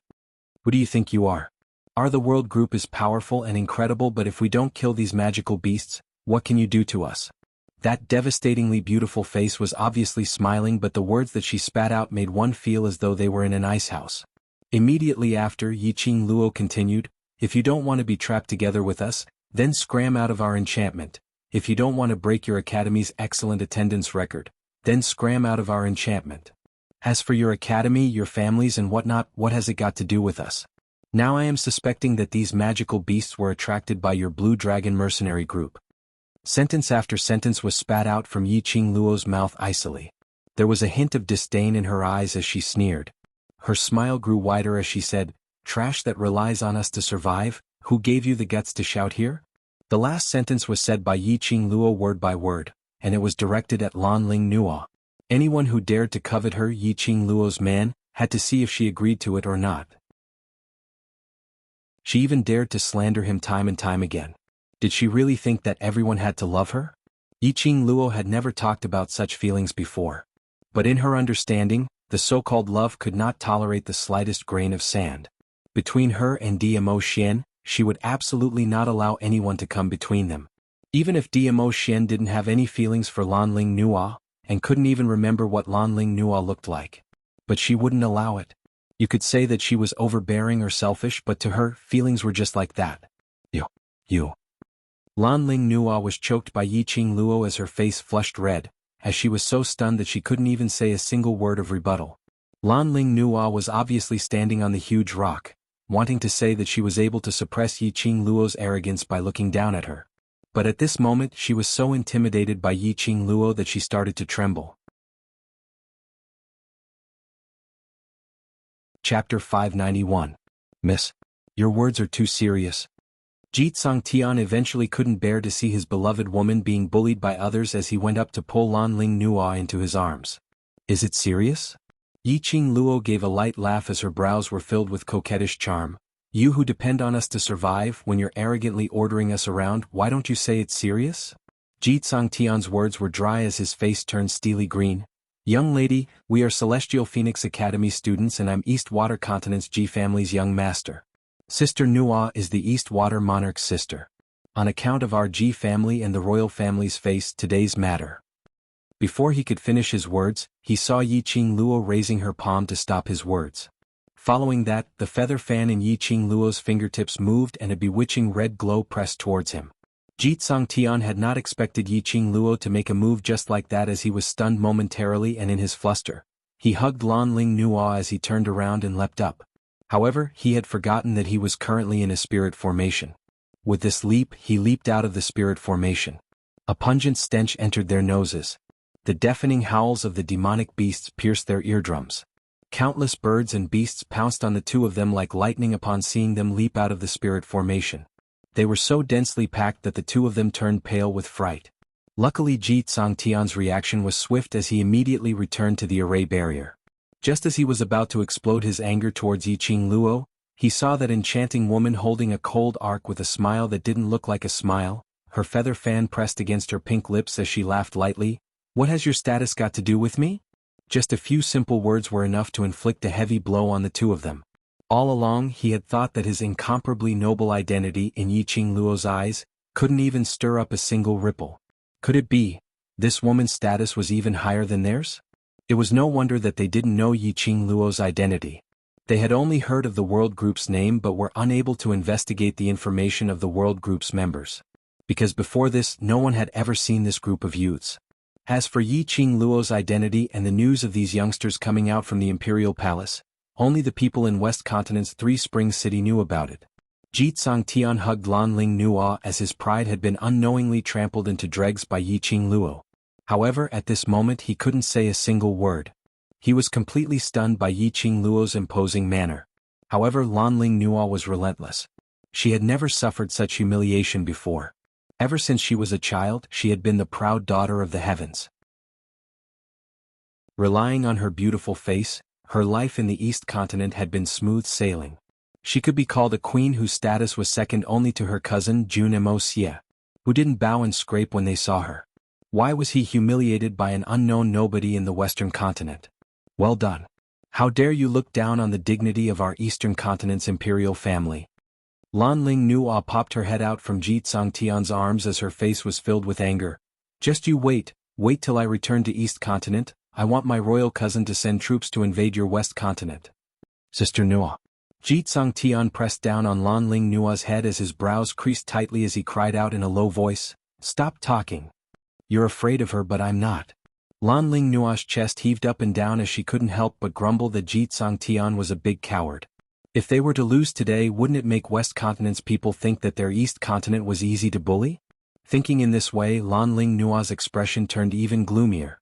But her words had just ended when she felt a gust of cold wind blowing against her face and immediately felt an icy coldness on her neck, not knowing when Yiqing Luo was already standing in front of her. Chapter 592. Lanling Nuo looked down and saw a slender wrist that was as smooth as jade. The slender fingers were tightly wrapped around her neck. The coldness of his fingertips was like ice melting on her neck. Lanling Nuo's petite body suddenly stiffened as her pupils enlarged, staring at Yiqing Luo in disbelief. How did Yiqing Luo appear in front of her? And how did he choke her? Ji Tsongtian was actually sent flying. Before she could even react, she was restrained by Yiqing Luo. At this very moment, Lanling Nuo deeply felt Yiqing Luo's power. She absolutely believed that Yiqing Luo wasn't simply trying to scare her. He really did not put her status in his eyes at all. He really wanted to kill her. Lanling Nuo was scared. Her beautiful face was pale with fright, and her entire body started to tremble. Seeing her in this state, Yiqing Luo's brows revealed a sweet arc as she was extremely enchanting. "Today you're standing on our West Continent's soil. Even if you're the emperor, you'll have to be obedient." Following that, Yiqing Luo's 5 fingers suddenly increased the strength. Lanling Nuo widened her eyes in terror. She kept extending her hands trying to pry open the clamp on her neck. But she didn't even have the chance to move, let alone lift her hand. Ji Tsongtian saw this and his eyes were filled with pain. He wanted to go up to help Lanling Nuo, but after the group members supported him, they held onto his arms. The arrogant and willful Lanling Nuo indeed needed someone to take her down a peg. It was also time to let Lanling Nuo know that not everyone should revolve around her. "Either shut up or get lost, or I'll throw you out right now." Yiqing Luo didn't have any protective feelings for the fairer sex as she dropped this sentence and released her hand. Without Yiqing Luo's support, Lanling Nuo's entire person was like a pile of mud, softly lying on the huge rock. Her beautiful face was as pale as a sheet of paper, and there was even a hint of ashen. Filled with resentment, Lanling Nuo didn't dare to speak another word. No one stood on her side and no one was willing to speak up for her. Even Ji Tsongtian didn't speak up for her. Lanling Nuo felt that the whole world had betrayed her. Obviously all these were Ji Tsangtian's fault. It was Ji Tsangtian who brought her to the magical beast forest without any explanation, and it was Ji Tsangtian who admired her beauty. On what basis was it that when something happened to her, he didn't care about her at all? Lanling Nuo's eyes were filled with intense hatred, and her facial features were hideous and twisted. Ji Tsangtian, who was originally standing by the side, preparing to head up to appease Yiqing Luo after she left, when he saw her in this state, he instantly shuddered. Was this still the smart and kind Sister Nuo in his heart? When he saw those eyes filled with hatred, he trembled with fear. At the same time, at the entrance to the first level of the magical beast forest, more than a dozen men in black clothes were hiding in the forest with sharp broadswords in their hands. The leader of the group was a black-robed man. Although he was also dressed in black, the material he was wearing was obviously smooth silk, which was of a much higher grade than the other black-robed men. Furthermore, the black-clothed man was wearing a jade crown inlaid with a few gems. He stood in front of the 10 over black-robed men as he stuck his head out to look towards the direction of the entrance, as though he was waiting for something. "Fourth young master, you'd better rest in the forest for a while. We'll keep a close watch on you." A black-robed man behind spoke out speechlessly. They were assassins. Assassins. Chapter 593. Having such a silly master, they started to doubt if they could complete today's assassination mission. "Don't worry about me. The moment I think about how I can hold Yiqing Luo, that little slut, in my palm and play with her however I want, I feel delighted." That black-robed man who was addressed as fourth young master gave a sinister sneer as he clenched the long sword in his hand. As though he recalled the scene which he had described, he raised his head and laughed heartily. 10 over killers? This fourth young master wasn't anyone else but Yuchi family's fourth young master, Wuxia. Yuchi family's patriarch had lost his face in front of so many commoners and became the joke of the entire Three Springs city. How could Yuchi family's patriarch take this lying down? So he naturally pushed all the blame onto Yiqing Luo. Yesterday, on account of Mu Zifan's Alchemist Guild's chief token, he let Yiqing Luo off. But today, he absolutely must kill Yiqing Luo. Hence, he sent his secret guards to the mansion early in the morning to inquire about the world group's whereabouts. Then he heard that they were going to the Magic Beast Forest to complete a mission. What kind of place was the Magic Beast Forest? That was a place where danger lurked in all directions, and if they were not careful, they would lose their lives there. They only needed to kill Yiqing Luo and the others after she came out. If Yiqing Luo and the others died, the outsiders would only think that they had met with danger while they were completing a mission in the Magic Beast Forest. Who would suspect the Yuchi family? When Yuchi family's patriarch instructed the killers, it was coincidentally heard by Wuxia. He and Yiqing Luo originally had an irreconcilable enmity and had been looking for an opportunity to take revenge on her. But unfortunately, Yiqing Luo had entered the Heavenly Academy and was locked in the academy for a month, so where would he get the chance to take revenge? This time round, Yiqing Luo had offended the entire Yuchi family. His father would definitely not let Yiqing Luo off, and after crossing hands, he knew Yiqing Luo and the other's skills and ability. The killers he sent out would definitely be top-rated experts. Wuxia immediately volunteered and led 10 over high-leveled killers to wait outside the Magic Beast Forest. Those killers racked their brains and discussed if they should directly knock Wuxia unconscious and wake him up after the mission was completed. Suddenly they heard Wuchia's cry of shock. Someone is coming out, it's a person." Saying this, Wuchia's entire head shrank back into the thicket. The other assassins immediately held their breaths and hid in the dark. Sure enough, a figure dressed in a long black robe appeared at the entrance that was filled with dense foliage and eerie yin qi. That figure was extremely slender, and one could tell at a glance that it was a woman. Wuchia's brows creased tightly. Could it be that Yiqing Luo knew that there were killers lying in ambush at the entrance and intentionally used this method to avoid detection? Just as he was about to charge forward and restrain the woman, a figure suddenly appeared in front of him. However, he discovered that after the woman walked out of the entrance, there was a large group of giant magical beasts following closely behind her.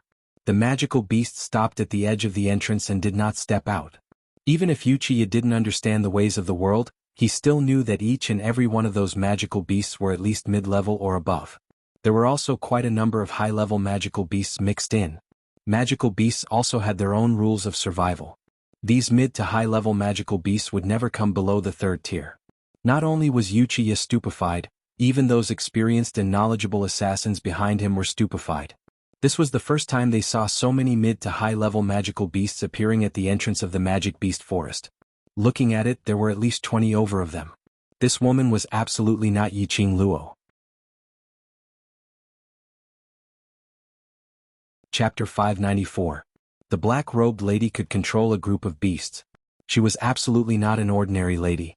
Wuxia had totally treated this lady as an otherworldly expert, as even his breathing became cautious, afraid that the lady would discover them. Luckily, the lady bade farewell to those magical beasts and immediately turned around to leave. The lady had just turned around when coincidentally a light breeze blew over. The lady's black robe on her head was lifted, revealing half of her exquisite and beautiful side face as well as a black arc at the corner of her eyes, which made her look extremely amorous. That was... Wuxia felt as though he was struck by lightning as he stared at that lady in disbelief. Even though her makeup had changed, he could still recognize her at one glance. Wasn't she? Within the array barrier, Blue Dragon Mercenary Group's atmosphere had sunk into a state of low spirits. The group members, group leader and Lan Ling Nua all developed feelings of rejection. On the contrary, on Yiqing Luo's side, all the youngsters stood quietly on the spot. Without the group leader or vice group leader's instructions, no one spoke up first and no one moved at all, quietly waiting for them to think of a way. Yiqing Luo discussed her and Dmo Xian's plan with Long Yunzhan and the others. When everyone heard that this huge beast was Child Yin from the 7th level, their expressions turned ugly. 7th level. That was the legendary level. In the entire West continent, they had only heard of it but had never seen it before.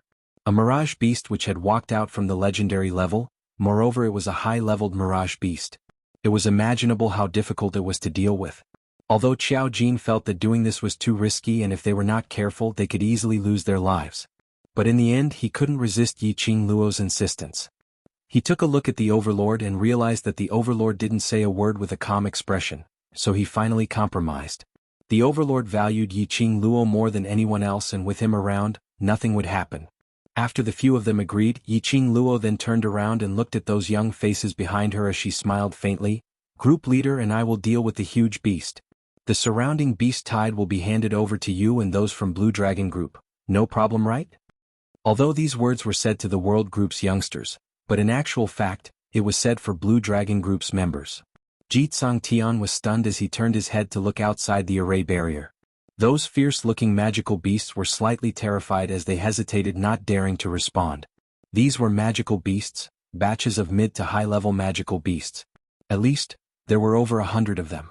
They could deal with one or two, but with so many magical beasts, weren't they just sending themselves to death? There was no response from the other side, so how would Yiqing Luo not understand what Blue Dragon Group was thinking?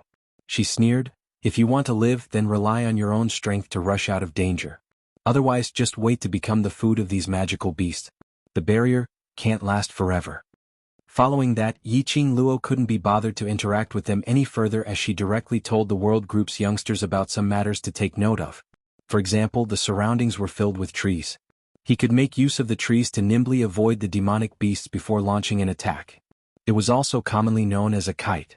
For example, although magical beasts had their own consciousness, they were still magical beasts.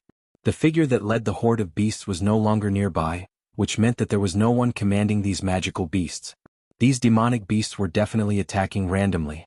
All they had to do was to attack the low-level magical beasts in an orderly manner, defeating them one by one, and disrupting the entirety of the magical beasts.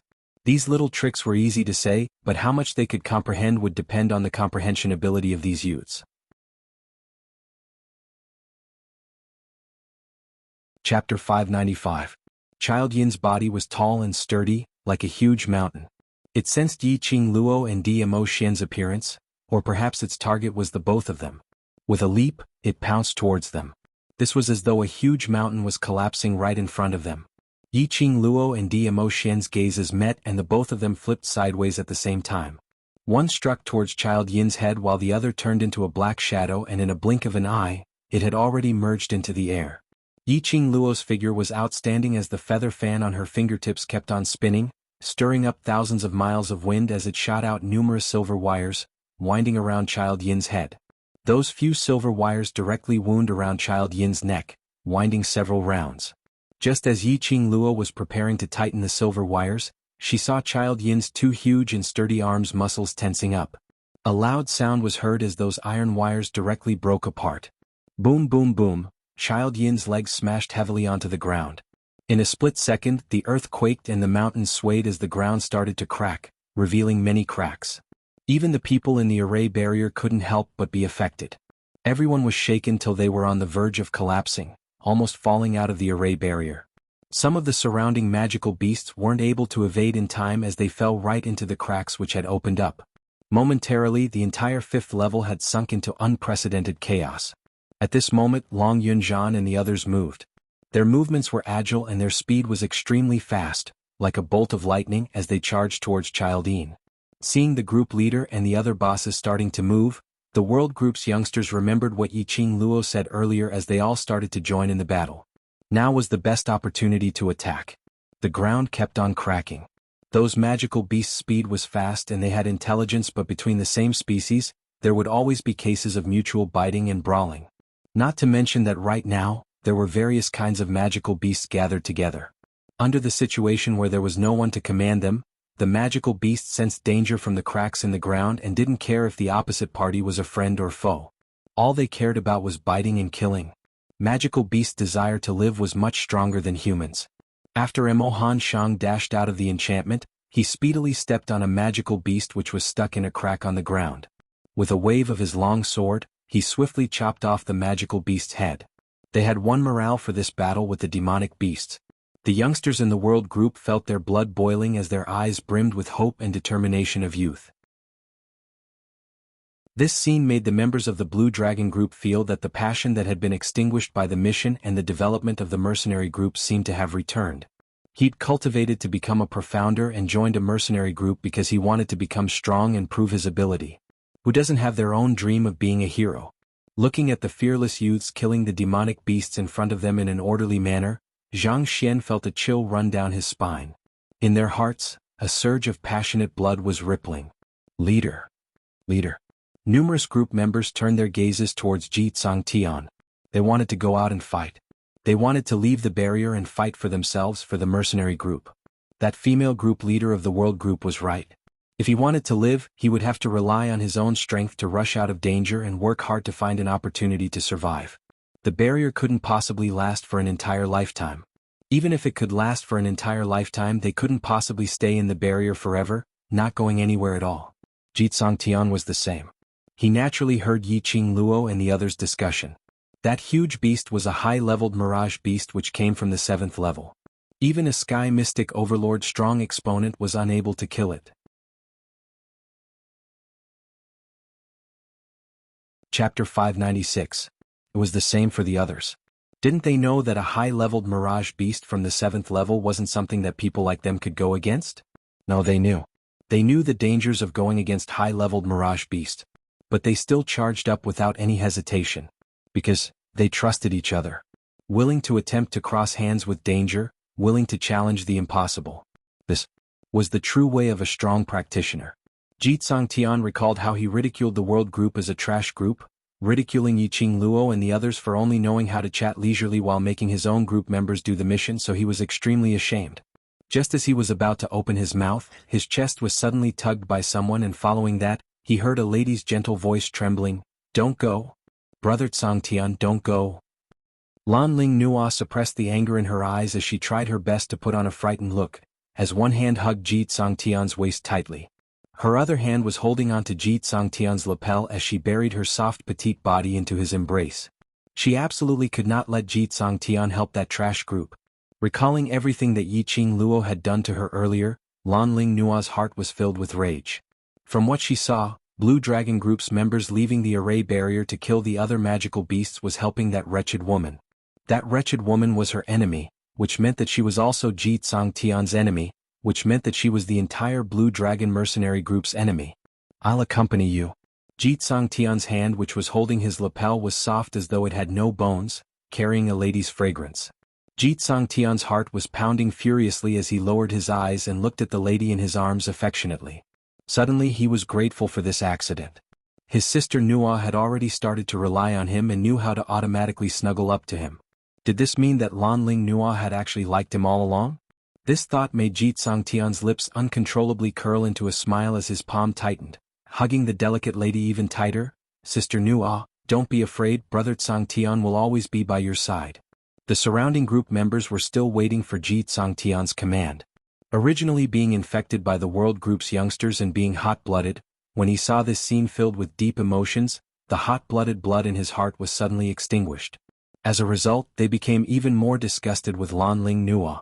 It was already a matter of life and death, yet she was still displaying her princess temper. Did she really think that she was still in the East Continent's imperial palace, that she was still that spoiled and willful Princess Ling Nua? At first he thought that Lan Ling Nua was intelligent and likable. Now he felt that Lan Ling Nua was as dumb as a pig. They simply couldn't be bothered to ask for Ji Tsangtian's opinion. Anyway, their group leader was prepared to accompany this willful little princess. He gripped his weapon tightly and prepared to rush out of the barrier. Stop! Lan Ling Nua suddenly popped her head out from Ji Tsangtian's arms as she stared coldly at those group members. All of you are not allowed to go. Stay here with me. Princess Ling Nua. Sister Nua. Group members and Ji Tsangtian opened their mouths at the same time. The group members couldn't understand the princess's train of thought. They were flirting with each other here. Did they need someone else to accompany them? Ji Tsangtian was astonished as his handsome brows creased slightly. Sister Nua, don't worry, I alone can protect you. He thought that Lan Ling Nua didn't believe in his own ability. Chapter 597. F***K. The group members' hearts were filled with curses as they wanted to burst out with vulgarities. Was there something wrong with this princess's brain? In the past they thought that Lan Ling Nua was intelligent or whatever, they were absolutely blind. Looking at the anger in the group members' eyes and their tightly clenched fists, Lan Ling Nua's expression changed slightly as she immediately buried her head into Ji Tsangtian's arms as she sobbed. Brother Tsangtian? Brother Tsangtian. I don't allow you to help that slut. I don't allow it. She was sobbing softly as she whimpered in grievance. Every now and then, she would raise her eyes which were stained with tears as she looked pitifully at Ji Tsangtian. I know that you've taken a fancy to that slut's beauty and you feel that she's beautiful. You want to save her and help her.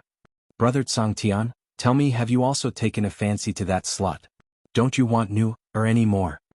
This round of unreasonable pestering made the surrounding group members' mouths agape as their faces were filled with disbelief as their jaws almost dropped onto the ground. What on earth was Lan Ling Nua thinking about in her mind? Leaving the array barrier to kill the magical beasts was helping the world group? What was she thinking? Damn it, they went out to kill the magical beasts, obviously for the sake of survival for the entire Blue Dragon mercenary group. However, Ji Tsangtian's attention was placed on Lan Ling Nua's last sentence. Don't want her anymore? How could he possibly bear to not want her? Ji Tsangtian's heart was melted by Lan Ling Nua's tears. His large palm gently patted Lan Ling Nua's back as he spoke in a gentle tone. How could that be? How could I possibly take a fancy to another woman? Sister Nua, you know that from the moment I met you 4 years ago, I've always been admiring you. The feelings which had always been suppressed in his heart finally came out. Ji Tsangtian's heart was pounding like thunder. He waited anxiously for Lan Ling Nua's reply. Lan Ling Nua stared with a pair of misty eyes as she blinked, and a shade of red instantly surfaced on her face as she buried herself into Ji Tsangtian's arms. She didn't reply, but her actions were the best answer. Ji Tsangtian was so excited that he was about to scream out. His arms hugged Lan Ling Nua tightly. The woman whom he had admired for so many years had finally agreed to become his woman. Commander, are we really just going to sit here and wait for death? One of the members clenched his fists tightly and shouted in a low, gruff voice. Let's talk about it later. Ji Tsangtian replied without even turning his head back. In other words, none of them were allowed to leave the barrier. None of them were allowed to leave the barrier. Leader? The group members trembled in disbelief. They couldn't understand how their leader could be so mesmerized by beauty. Didn't you hear what your sister-in-law said, not to let you help the world group? Ji Tsangtian's voice suddenly turned gloomy as his imposing aura started to spread out as he berated them. In the world group he had already lost his face in front of Lan Ling Nua. He absolutely couldn't let Lan Ling Nua feel that he couldn't even control his own brother. The guild members gripped the weapons in their hands tightly and sat back down on the cracked ground without saying a word. They were mercenaries. The most important thing for a mercenary was to obey orders. This scene was caught by Yiqing Luo, who was dealing with Childine from afar. There was no other expression on her face, only a disdainful sneer. It was no wonder that after developing to 900 over people, they were still a bronze plate mercenary group. No matter how strong their ability was, they were still a failure as humans. Under this kind of situation they had already lost their lives, but they still had the leisure to flirt around. She was indeed a femme fatale. Yiqing Luo scoffed softly as her gaze refocused onto the huge mountain like Childine. Chapter 598. That black-cloaked man didn't escape speedily this time round because he had been discovered. On the contrary, he met Diamo Xian's attack head-on as he struck out a burst of powerful black qi. That black qi was like a soft snake as it coiled towards Diamo Xian. Apparently, the black-cloaked man had 100% confidence that he could kill everyone present. Diamo Xian's expression remained calm, and when the black qi coiled around him, he stretched out his finger and made a casual sweep. That black qi instantly dissipated. Following that, Diamo Xian's black hair, which was like smoke, spread out on his shoulders as it fluttered without any wind. He was dressed in black, and that bundle of cherry blossom totem on his arm, under this scenario, seemed to have turned into a real flame as it kept on burning. In just a blink of an eye, that flame had already enveloped the black-cloaked man, as though he was using fire to burn the other party. In the array barrier, Blue Dragon Mercenary Group's members were simply dumbstruck as they watched. Who on earth were these people? Who was that black-cloaked man? Furthermore, that black-cloaked man seemed to have been flipped down from Child Yin's shoulder. Which meant to say, Child Yin was lured over by this black-cloaked man? A person who was able to control 7th-level advanced-leveled mirage beasts. How powerful was he? But in the hands of this ordinary-looking young man, he was so easily subdued? Just at this moment, that black-cloaked man who was enveloped in flames emitted a gloomy and cold black qi. The surrounding 10 miles of air instantly congealed. It was as if even breathing was an eerie feeling. Hold your breaths. Diamo Xian's cold and calm voice rang leisurely. His tone was emotionless as his vision shot towards the direction of the World Group's youngsters who were fighting bravely. Following that, the wind from his palm moved as it split that congealed air into half. Whereas this split gave the youngsters time to react. They speedily held their breaths as the actions of killing the magical beasts in their hands didn't stop. Yiqing Luo understood. That black-cloaked man released his profound yin qi to extinguish the profound fire which Diamo Xian had congealed using his profound qi. The profound yin qi which came from the dark forces, when released in this way, was poisonous. If these youngsters were to breathe it into their bodies, they would definitely be affected by the black qi. The look of Yiqing Ling and Yuqi Peng being swallowed and controlled by the profound yin qi, Yiqing Luo still remembered it clearly.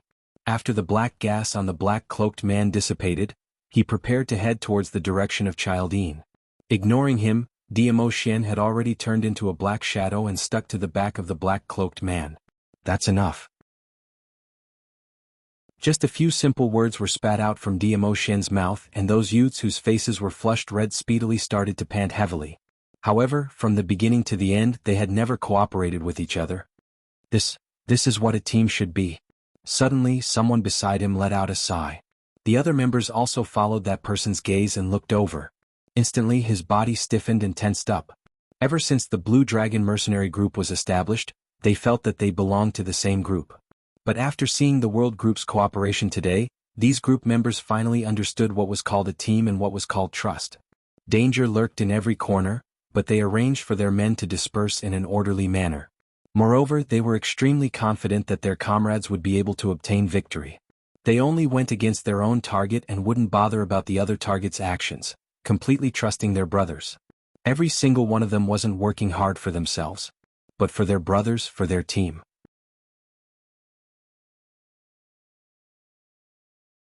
Chapter 599. Outside the array barrier, those young figures were fighting bravely while bathed in blood. The ground was filled with magical beasts' corpses as blood flowed like a river. Their clothes had already been dyed red. Some belonged to the magical beasts, some belonged to them, and some belonged to their companions. Each and every one of them waved the weapons in their hands tirelessly. The way they cooperated well with each other to kill the magical beasts, some were simple and violent, some were despicable and played dirty, and there were also. But no matter which one it was, their coordination rhythm would not be disrupted at all. Looking towards Yiqing Luo's side, it was even more exciting. The man who was facing Child Yin right in front didn't hold any weapon and just used his bare fists to resist all of Child Yin's attacks, attracting Child Yin's attention. He kept on shifting his body and his speed was extremely fast, but it just so happened to control Child Yin completely within the attack range of his other brothers. While he was moving, he kept on trying to find Child Yin's Achilles heel.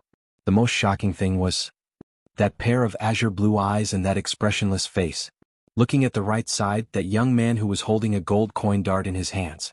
Every single time the gold coin dart was waved, no matter how fast Child Yin's speed was, it would definitely leave some traces on Child Yin's body. Whereas that young lady behind Child Yin had exquisite and sweet looks as her lips curled into a smile. But her hands were holding onto a pair of crescent moon-shaped sickles, as she waved them around in an overbearing manner. She kept on shifting and leaping, maintaining herself behind Child Yin as she waved her sickles, chopping fiercely onto Child Yin's back. Standing on Child Yin's left was a pink-robed young lady, as petite as an 11 or 12-year-old child. She was leaping and shuttling around Child Yin's body. Her pink dress was like a pink pair of wings as the bells on her wrist gave off a crisp ringing sound. That Lolita's sweet expressionless face was in a daze, without any expression at all. Those two pink furry balls on her long dress had now turned into 1,000 caddies' heavy iron hammer, becoming her weapon, and it could be retracted as she wished. It was obviously just an ornament, but when the furry ball swept past, it crashed into a thick and sturdy big tree, directly chopping that big tree into two. What shocked these group members the most was the lady standing in the air above Child Yin. She held a red feather fan in her hand, and every time she waved it, the feather fan would turn into blazing flames as profound chi was released, turning into thousands of sharp blades as they covered the sky and covered the earth as they shot towards Child Yin. Immediately after, numerous silver threads entangled Child Yin once again. There was a faint smile on her beautiful face from beginning to end. However, her pair of charming eyes reflected a piercingly cold light. Just a glance at them would cause one's entire body to tremble. The members of the Blue Dragon group suddenly understood why the youths were killing the demonic beasts on the 4th level, while they just stood by and watched. Because they were too strong. He was so powerful that he could easily kill those magical beasts with just a flick of his finger. They were using their own methods to train these youths. However, when they encountered truly powerful and dangerous giant beasts, they would directly resist them. "Leader, I'm sorry. We have to join this battle." "Leader, I'm a mercenary. I'm a real man. I can't let a woman destroy our Blue Dragon mercenary group." One by one, the group members stood up and walked out of the array barrier without even turning their heads back. No matter how exasperated Lan Ling Nua was, no one turned their heads back. Jitsang Tian looked at those group members who were scolding hysterically as his brows kept twitching.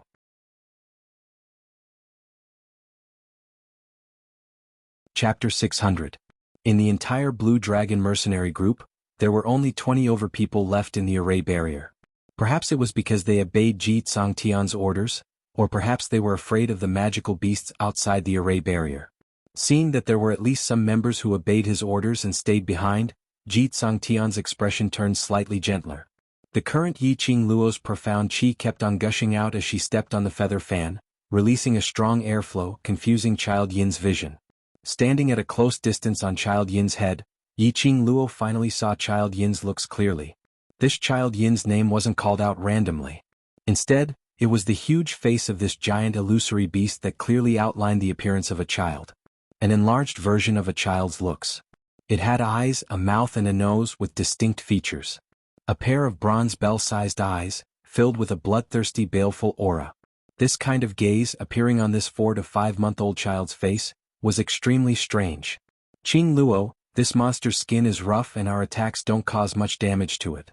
After Qiao Jin shot out a gold coin dart, he raised his head and looked at Yi Qing Luo who was standing on top.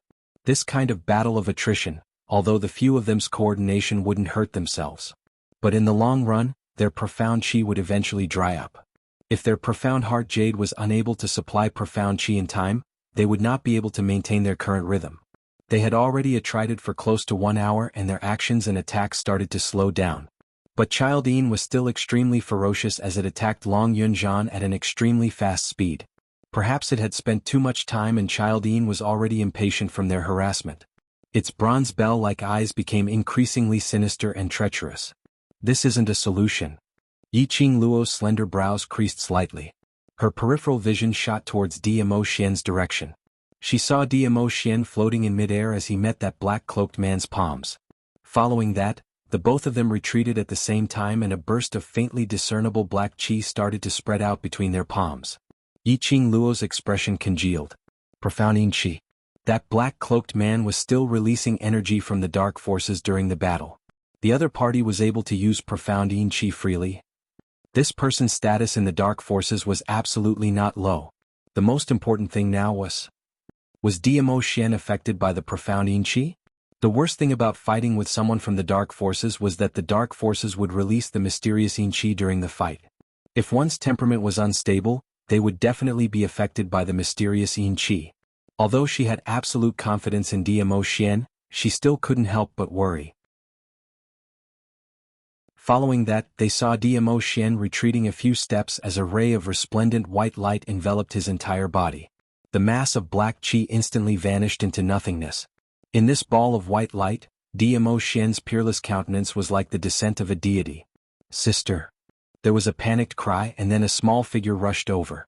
Yiqing Luo's arm tightened as her body swiftly shifted to the side. Bang! Only to see Child Yin's muscular arm flashing past his eyes. Just a step's distance away and this palm had already landed on Yiqing Luo. If Child Yin were to land a palm on him, even if he didn't die he would be crippled. When he turned his head, he saw a pair of eyes filled with worry. It was Li Mao.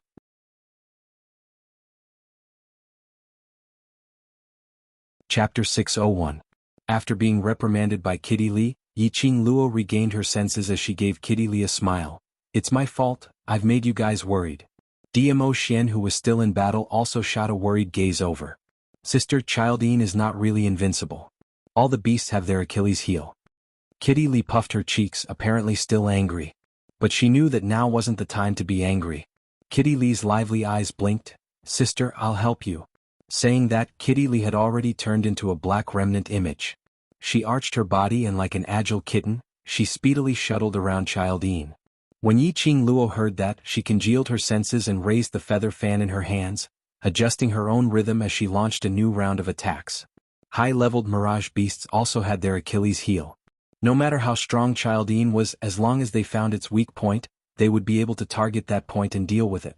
That black-cloaked man should be an extremely troublesome person. Even Diamo Xian found it hard to deal with that person. No wonder that person was able to control 7th-level high-leveled mirage beasts. The current her was to congeal to deal with Child Yin. She mustn't bring any burden to Diamo Xian, and also mustn't let the world group's youngsters lose their confidence. Achilles heel. She would definitely be able to find it. Kitty Li's speed was extremely fast. She, who had a cat beast's physique in some aspects, was extremely similar to a cat. After a few somersaults and leaps, she had already arrived behind Child Yin. That slender jade-like hand, in a blink of an eye, her nails became extremely long, sharp and curved like hooks. That claw of hers grabbed onto Child Yin's tail without any hesitation.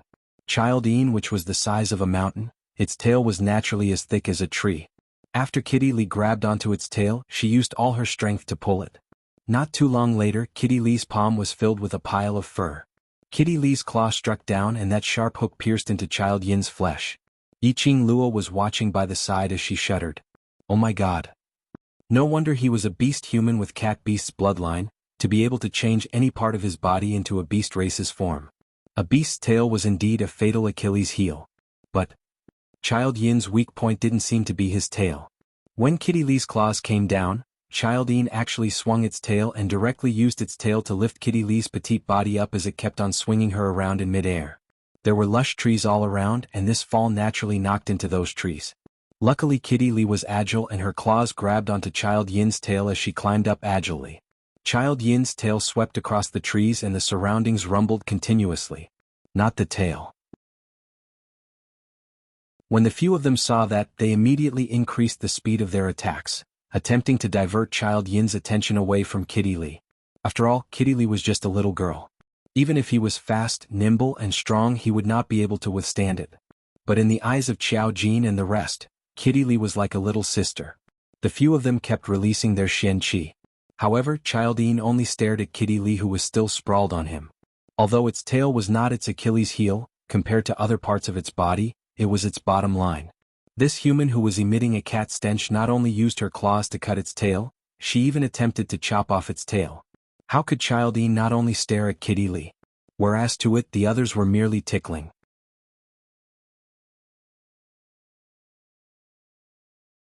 Chapter 602.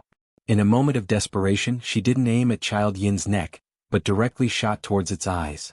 The eyes were the weakest part of humans. Naturally, it was the weakest part of beasts. Yiqing Luo didn't believe that this Child Yin was so powerful that it could train its entire body into an impenetrable copper and iron wall. Child Yin's attention was focused on Kitty Lee. It was because it was overly confident of itself, so towards Yiqing Luo's attack, it had no reaction at all. Those strands of silver threads kept on revolving, like silver needles, as one after another shot directly into its copper bell-sized eyes. Roar, roar, roar, a sharp howl instantly reverberated throughout the entire magic beast forest. Yes, the entire magic beast forest was eerily cold, and because of this howl, the earth quaked and the mountains swayed violently. Blood spurted out from its eyes. Child Yin was in so much pain that it grimaced in pain, as it raised its hand and broke those strands of silver threads which had pierced into its eyes. Child Yin's reaction was swift, and it only got pierced in one eye, as it avoided the other eye's silver threads. While Child Yin was howling in pain, Kitty Lee speedily leapt down from its body as she returned to Yiqing Luo's side. Roar, roar, roar, roar, a fierce roar that was filled with raging anger rang out. That eye which was filled with blood was scarlet red. The other eye was also emitting scarlet fury. These people had completely infuriated it. The ground shook as the mountains shook. Following Child Yin's howl, those magical beasts which were battling with the other youngsters all started to howl as well. In a split second, the entire forest was filled with waves of magical beasts' howls. One after another, it was especially ear-piercing. Yiqing Luo's body, which was suspended in midair, suddenly swayed, as she almost fell down. She couldn't help but creased her brows tightly, as her slender hand covered her chest. A fishy sweetness surged up her throat, as though it was about to gush out from her mouth. Last. Circulate your profound jade heart's profound chi, protect your heart meridians. By her ear, Old Man Song's anxious voice rang hazily. Yiqing Luo took a deep breath, as her eardrums felt a piercing pain. Not only her. Quite a few of the youths around him had already vomited blood from the howls of the magical beasts. These magical beasts were all mid to high-level magical beasts. Coupled with a high-level mirage beast, if they howled in unison, it would be easy for a low-level profound practitioner's internal organs to rupture and die from this howl. Brothers, protect your heart. Yiqing Luo heaved a sigh of relief and reprimanded in her delicate voice. But after this howl, Yiqing Luo was like a puppet with a broken string, falling straight down from the sky. Fortunately, Kitty Lee was by his side. As a beast man, she was not affected by the howls of the beasts. She speedily supported Yiqing Luo, and her hand, which had already returned to normal, gently placed on the back of Yiqing Luo's hand, which was pressing on her chest. Cat. Yiqing Luo was surprised. A warm feeling slowly flowed into Yiqing Luo's heart. That source wrapped around her heart and harmonized with her profound jade heart. The sharp pain in his eardrums and the sweet taste in his throat finally subsided. Just as Yiqing Luo heaved a sigh of relief, a scorching feeling suddenly arose in her heart, as though a raging fire was burning. Kitty Lee, who was transferring her profound chi, suddenly retracted her hand, as though she was scalded, as she looked at her own palm in disbelief. It was still fair, but that scorching pain still remained in her palm. What was going on? Kitty Lee stared at Yiqing Luo in astonishment, seeing her slender brows knitted into a bundle, as her delicate body kept twisting, as though she was in extreme pain.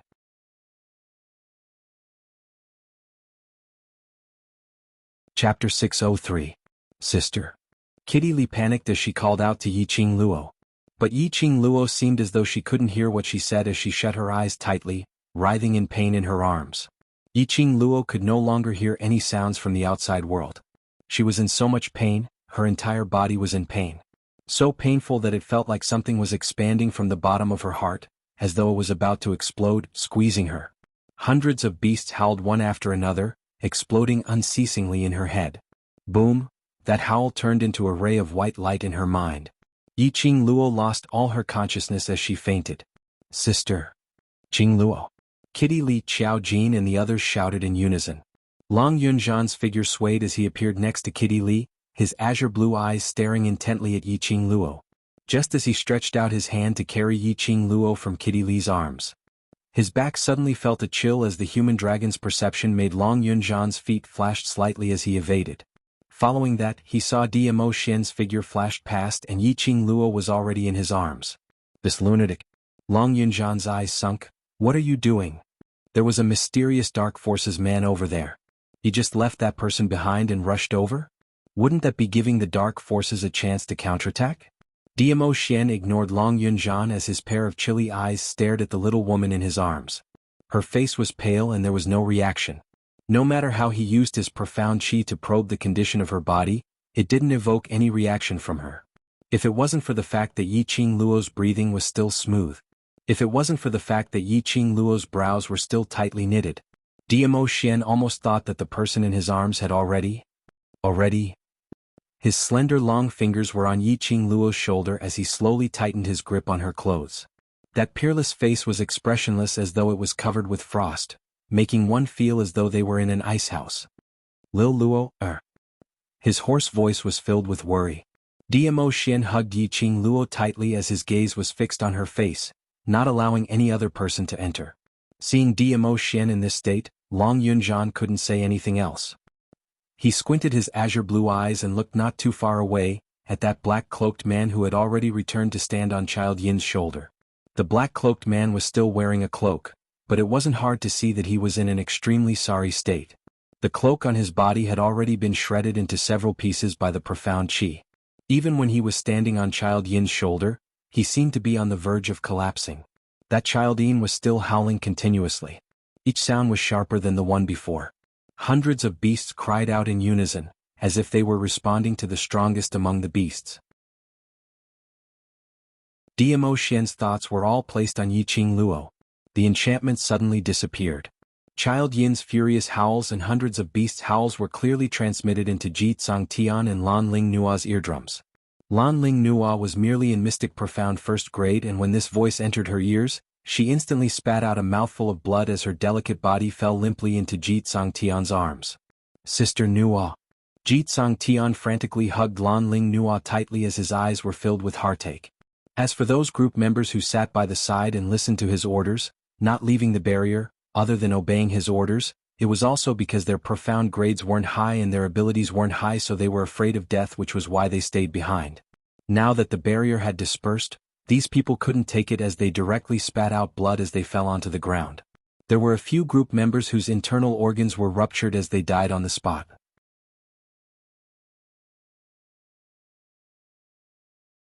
Chapter 604. At this moment, Ji Tsang Tian couldn't be bothered about their gender difference as his palm immediately covered Lan Ling Nua's chest. The woman's soft chest bumped into his palm.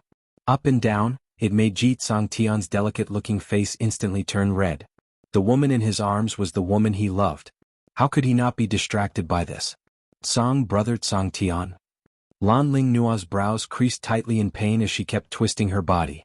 She was unable to avoid those continuous beast cries, so she could only seek help from Ji Tsang Tian. The more she moved, the more Ji Tsang Tian's breathing was unable to calm down. He forced himself to hold on to his will and transmitted his profound qi to protect Lan Ling Nua's heart meridian. The other members who had fallen to the ground were completely disappointed. His team members, his brothers, all had their hearts shattered by the howling of the beasts, and several of them had even died. However, this regiment commander actually did not have the slightest reaction. He didn't even say a word of concern. In his heart there was only that woman Lan Ling Nua.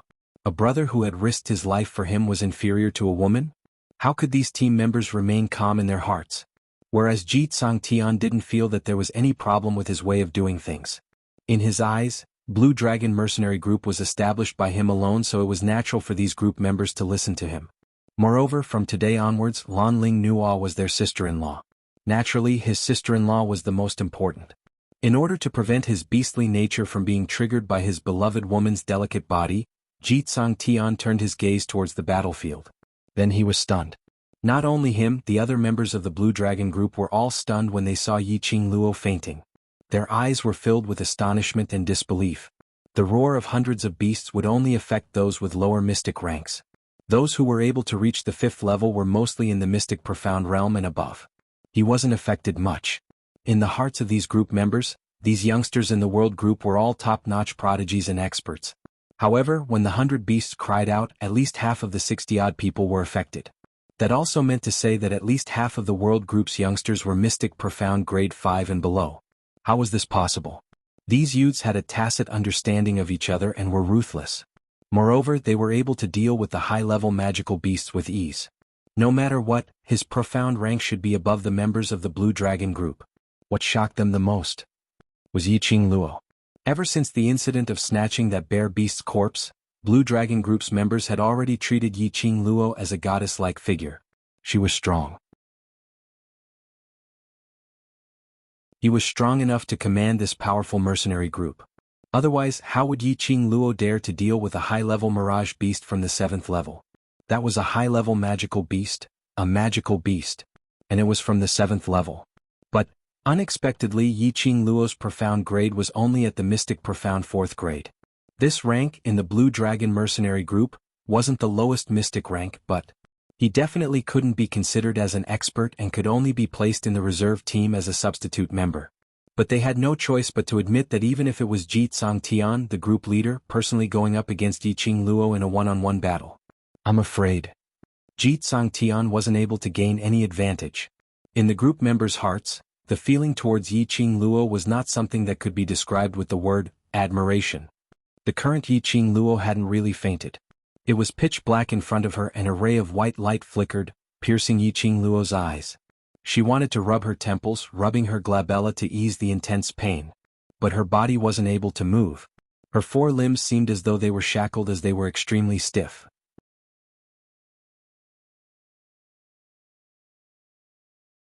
Chapter 605. Her heart was burning like a raging fire.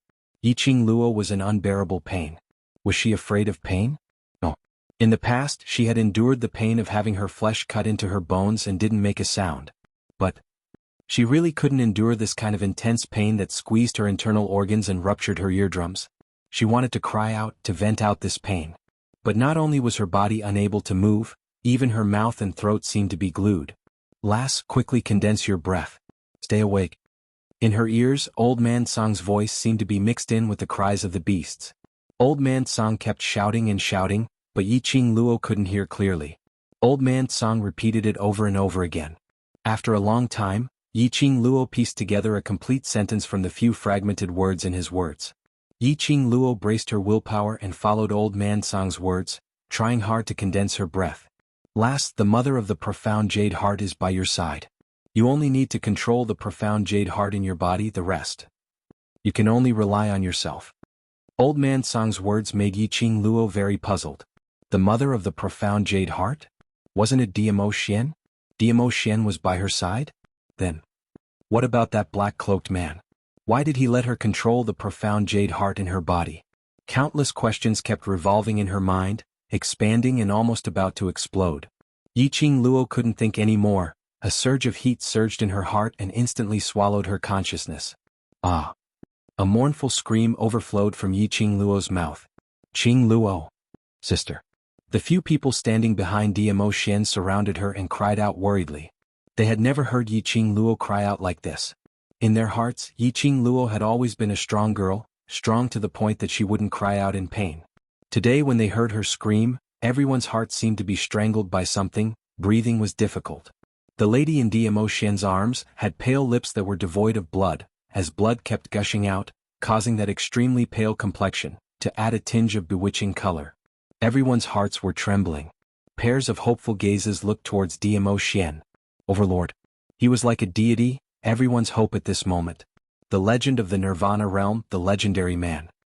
He definitely had a way to save Yiqing Luo. Diamo Xian lowered his eyelids, his curved eyelashes casting a shadow below his eyes. Then he slowly raised his head and looked at Kitty Li. Look at her. His eyes were filled with a thick chill. Kitty Li trembled as she subconsciously walked over and took over Yiqing Luo who was in Diamo Xian's arms. The arch? Xiao Jin realized what Diamo Xian wanted to do and immediately called out to him. But Diamo Xian seemed as though he couldn't hear his voice as he flew towards Child Yin's direction. Xiao Jin chased a few steps forward, but ultimately still stopped. The overlord had pampered Qing Luo in the palm of his hand. Seeing Qing Luo in such a state, the overlord's heart felt worse than anyone else. He wanted to take revenge for Qing Luo. The howls around them continued. Long Yunzhan congealed his senses as he took a deep look at Yi Qing Luo. His azure blue eyes were tainted with a chilly glint. Kill. Leave none alive. Leave not a single one alive? Were they going to massacre the 5th level, all the magical beasts who had taken part in this battle? Blue Dragon Group's members all felt that these youngsters had gone mad. Whereas for those youngsters, they clenched their fists tightly as they raised them up. That sonorous and forceful voice kept repeating the same word.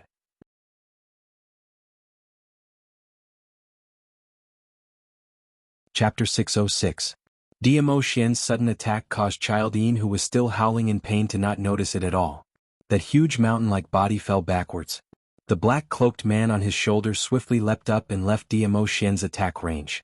Diamo Xian's charming thin lips curled upwards as his eyes were filled with frost, and the attacks in his hands became even more vicious and sharp, pressing towards the black-cloaked man.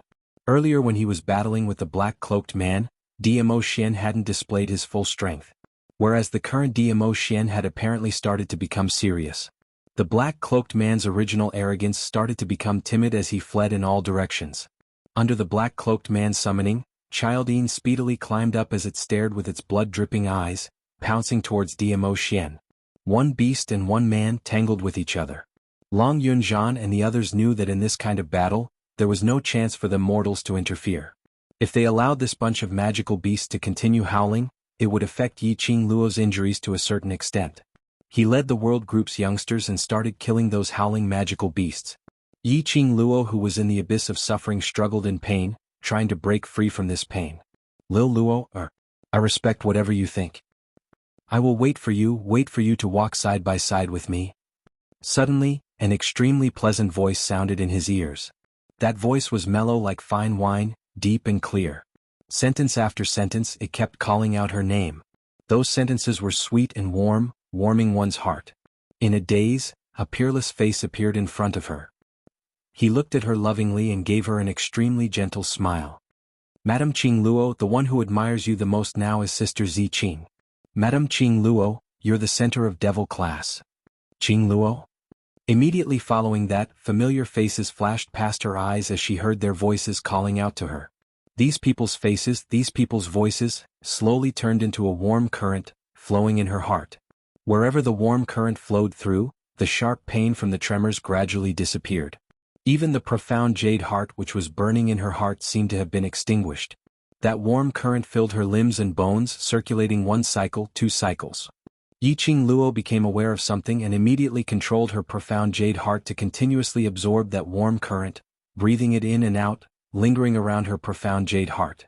That warm current, under Yi Qing Luo's control, gradually wrapped around the profound heart jade, forming a round ball. Following that, Yi Qing Luo felt her body suddenly becoming light, like a feather. All the pain had dissipated. His breathing was smooth and his body was filled with energy. Wave after wave of profound energy flowed continuously within her body. Kitty Li, who was hugging Yi Qing Luo, kept transmitting her profound qi in an attempt to awaken Yi Qing Luo and protect her heart meridians. However, the profound energy that was transmitted seemed to have fallen into a bottomless abyss, and it didn't receive any response at all. Suddenly, Yi Qing Luo's body exploded with an intense light. Immediately following that ray of light directly lifted Yi Qing Luo's body into mid-air. Sister. Kitty Li panicked, her hands didn't even manage to hug Yi Qing Luo tightly. She could only look on helplessly as Yi Qing Luo's body rushed into mid-air. Everyone's gazes were attracted by this dazzling light. Everyone's vision all congregated over. The lady, who was in deep sleep, was surrounded by a violent force, as it kept dancing the lady's long hair which had fallen onto her shoulders. Her fine black hair danced as though it was floating in a dream.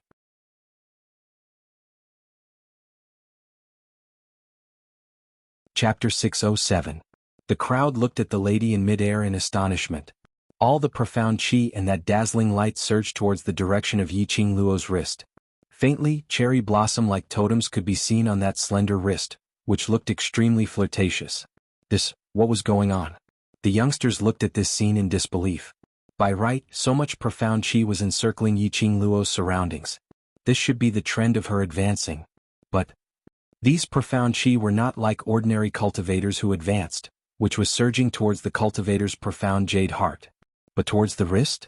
While the crowd was puzzled, the black-cloaked man who was dealing with Diamo was in a sorry state with injuries all over his body. The cloak on him had long been damaged, leaving only a veil which covered his entire face. That black-cloaked man had also noticed the situation over here. On seeing the cherry blossom totem on Yiqing Luo's wrist, he turned stiff.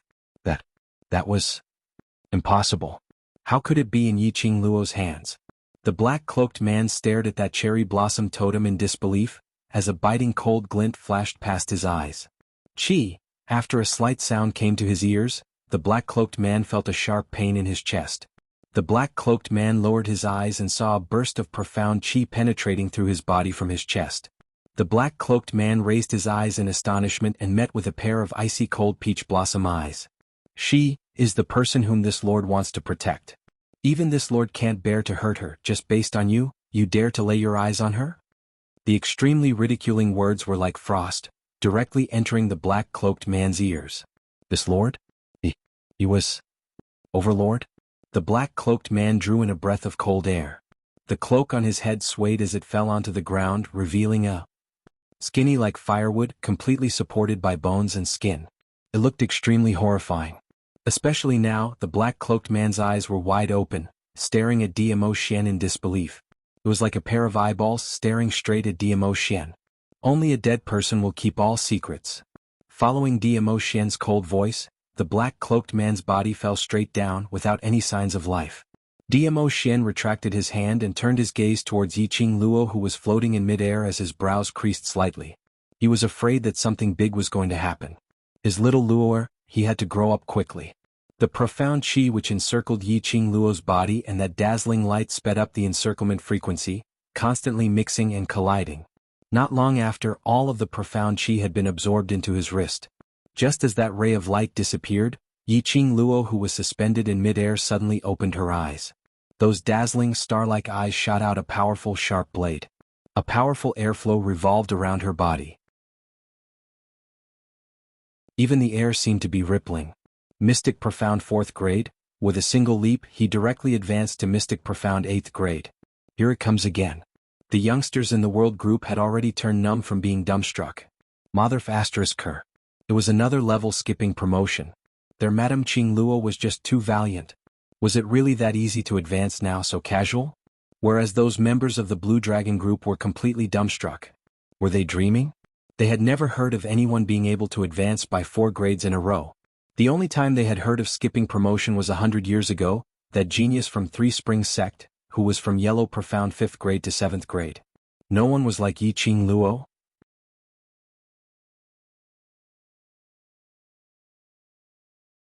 Chapter 608.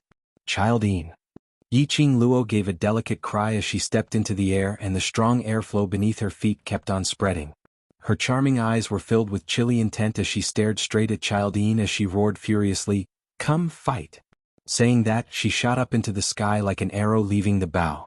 Roar, roar! Child Yin's eyes revealed a murderous glint as it stared at this audacious human who dared to pierce its eye. The other eye, which was still intact, was filled with a scarlet murderous intent. Yiqing Luo gave a cold laugh as she clenched her feather fan tightly and launched her attack. The profound chi which revolved around the feather fan and that intense whirlwind was on a totally different level from before. Especially that agile silver thread which covered the sky and earth as it entangled, there was no place to hide at all. Wave after wave of attacks, Yiqing Luo simply became braver as she fought. Child Yin kept on howling as it avoided Yiqing Luo's attacks. But the current Yiqing Luo's speed was much faster than before. Child Yin couldn't react at all, and in just a short moment, its body was already filled with big and small wounds. Some of its skin and flesh even started to ooze blood. It was so painful that Child Yin howled even more miserably. Under Long Yunzhan's lead, the surrounding magical beasts had been slaughtered, and there were still 20 over of them. These magical beasts were facing such a swift and fierce team, so how could they follow Child Yin to howl out? Even if they could howl, there were only 20 over of them left, so they were unable to create that kind of shock earlier. The current Yiqing Luo's body was as light as a feather. She felt that her breathing was getting smoother and smoother as her body became lighter and her speed became faster and faster. Even if she didn't display that set of footwork, her current speed was something which ordinary people absolutely could not chase up to. Her body had undergone a huge change. After the advancement, Not only her profound grade had been upgraded, her overall strength and body quality had also been upgraded. She totally didn't feel any discomfort in her body and mind at all. Even his internal organs, which had been injured by the roars of hundreds of beasts, had been completely healed. Roar roar, stupid humans. A bunch of despicable humans. Child Ian howled loudly as that child's features on its face had already twisted into a sinister bundle. Its thick arms kept waving and slapping around. Yiqing Luo dodged it nimbly, and with a light tap of her toes, she circled around its body and the silver threads shot out from her feather fan trapped it within. Suddenly Child Yin's dancing hands stretched out as a furious roar rang out, and following that, a huge light ball was spat out from its mouth. That light ball was the size of Child Yin's head, which was equivalent to a huge rock which could fit 3 grown men. It headed directly towards Yiqing Luo's direction. Qing Luo, be careful. The onlookers were so scared that their hearts skipped a beat. One by one they reminded him, their hearts in their throats. Yiqing Luo was stunned, Yiqing Luo was stunned, Yiqing Luo's heart was filled with curses. Damn it! What kind of technique was this? Could even spit out light balls from its mouth. Was it a magical beast or a little monster? Yiqing Luo's figure swiftly swayed, and at the same time as she avoided the light ball, she kept on shouting, "Bring the men and evacuate quickly. The attack range of Child Yin's light ball is very far." She was able to avoid Child Yin's attack. But that didn't mean that the group of brothers behind her were able to avoid it. Under Child Yin's rage, the light ball which was released from its mouth was enough to sweep this entire forest. Long Yunzhan and the others reacted swiftly as they immediately brought everyone to evacuate. You're tuning in to the Han Li's Wuxia Adventures YouTube channel. We're so grateful for your support, and don't forget to subscribe to join us on this incredible journey through captivating stories. Your generosity through donations truly makes a world of difference, as it's the primary source of revenue that allows me to expand and enhance this channel for you. Thank you from the bottom of my heart for being a part of this adventure.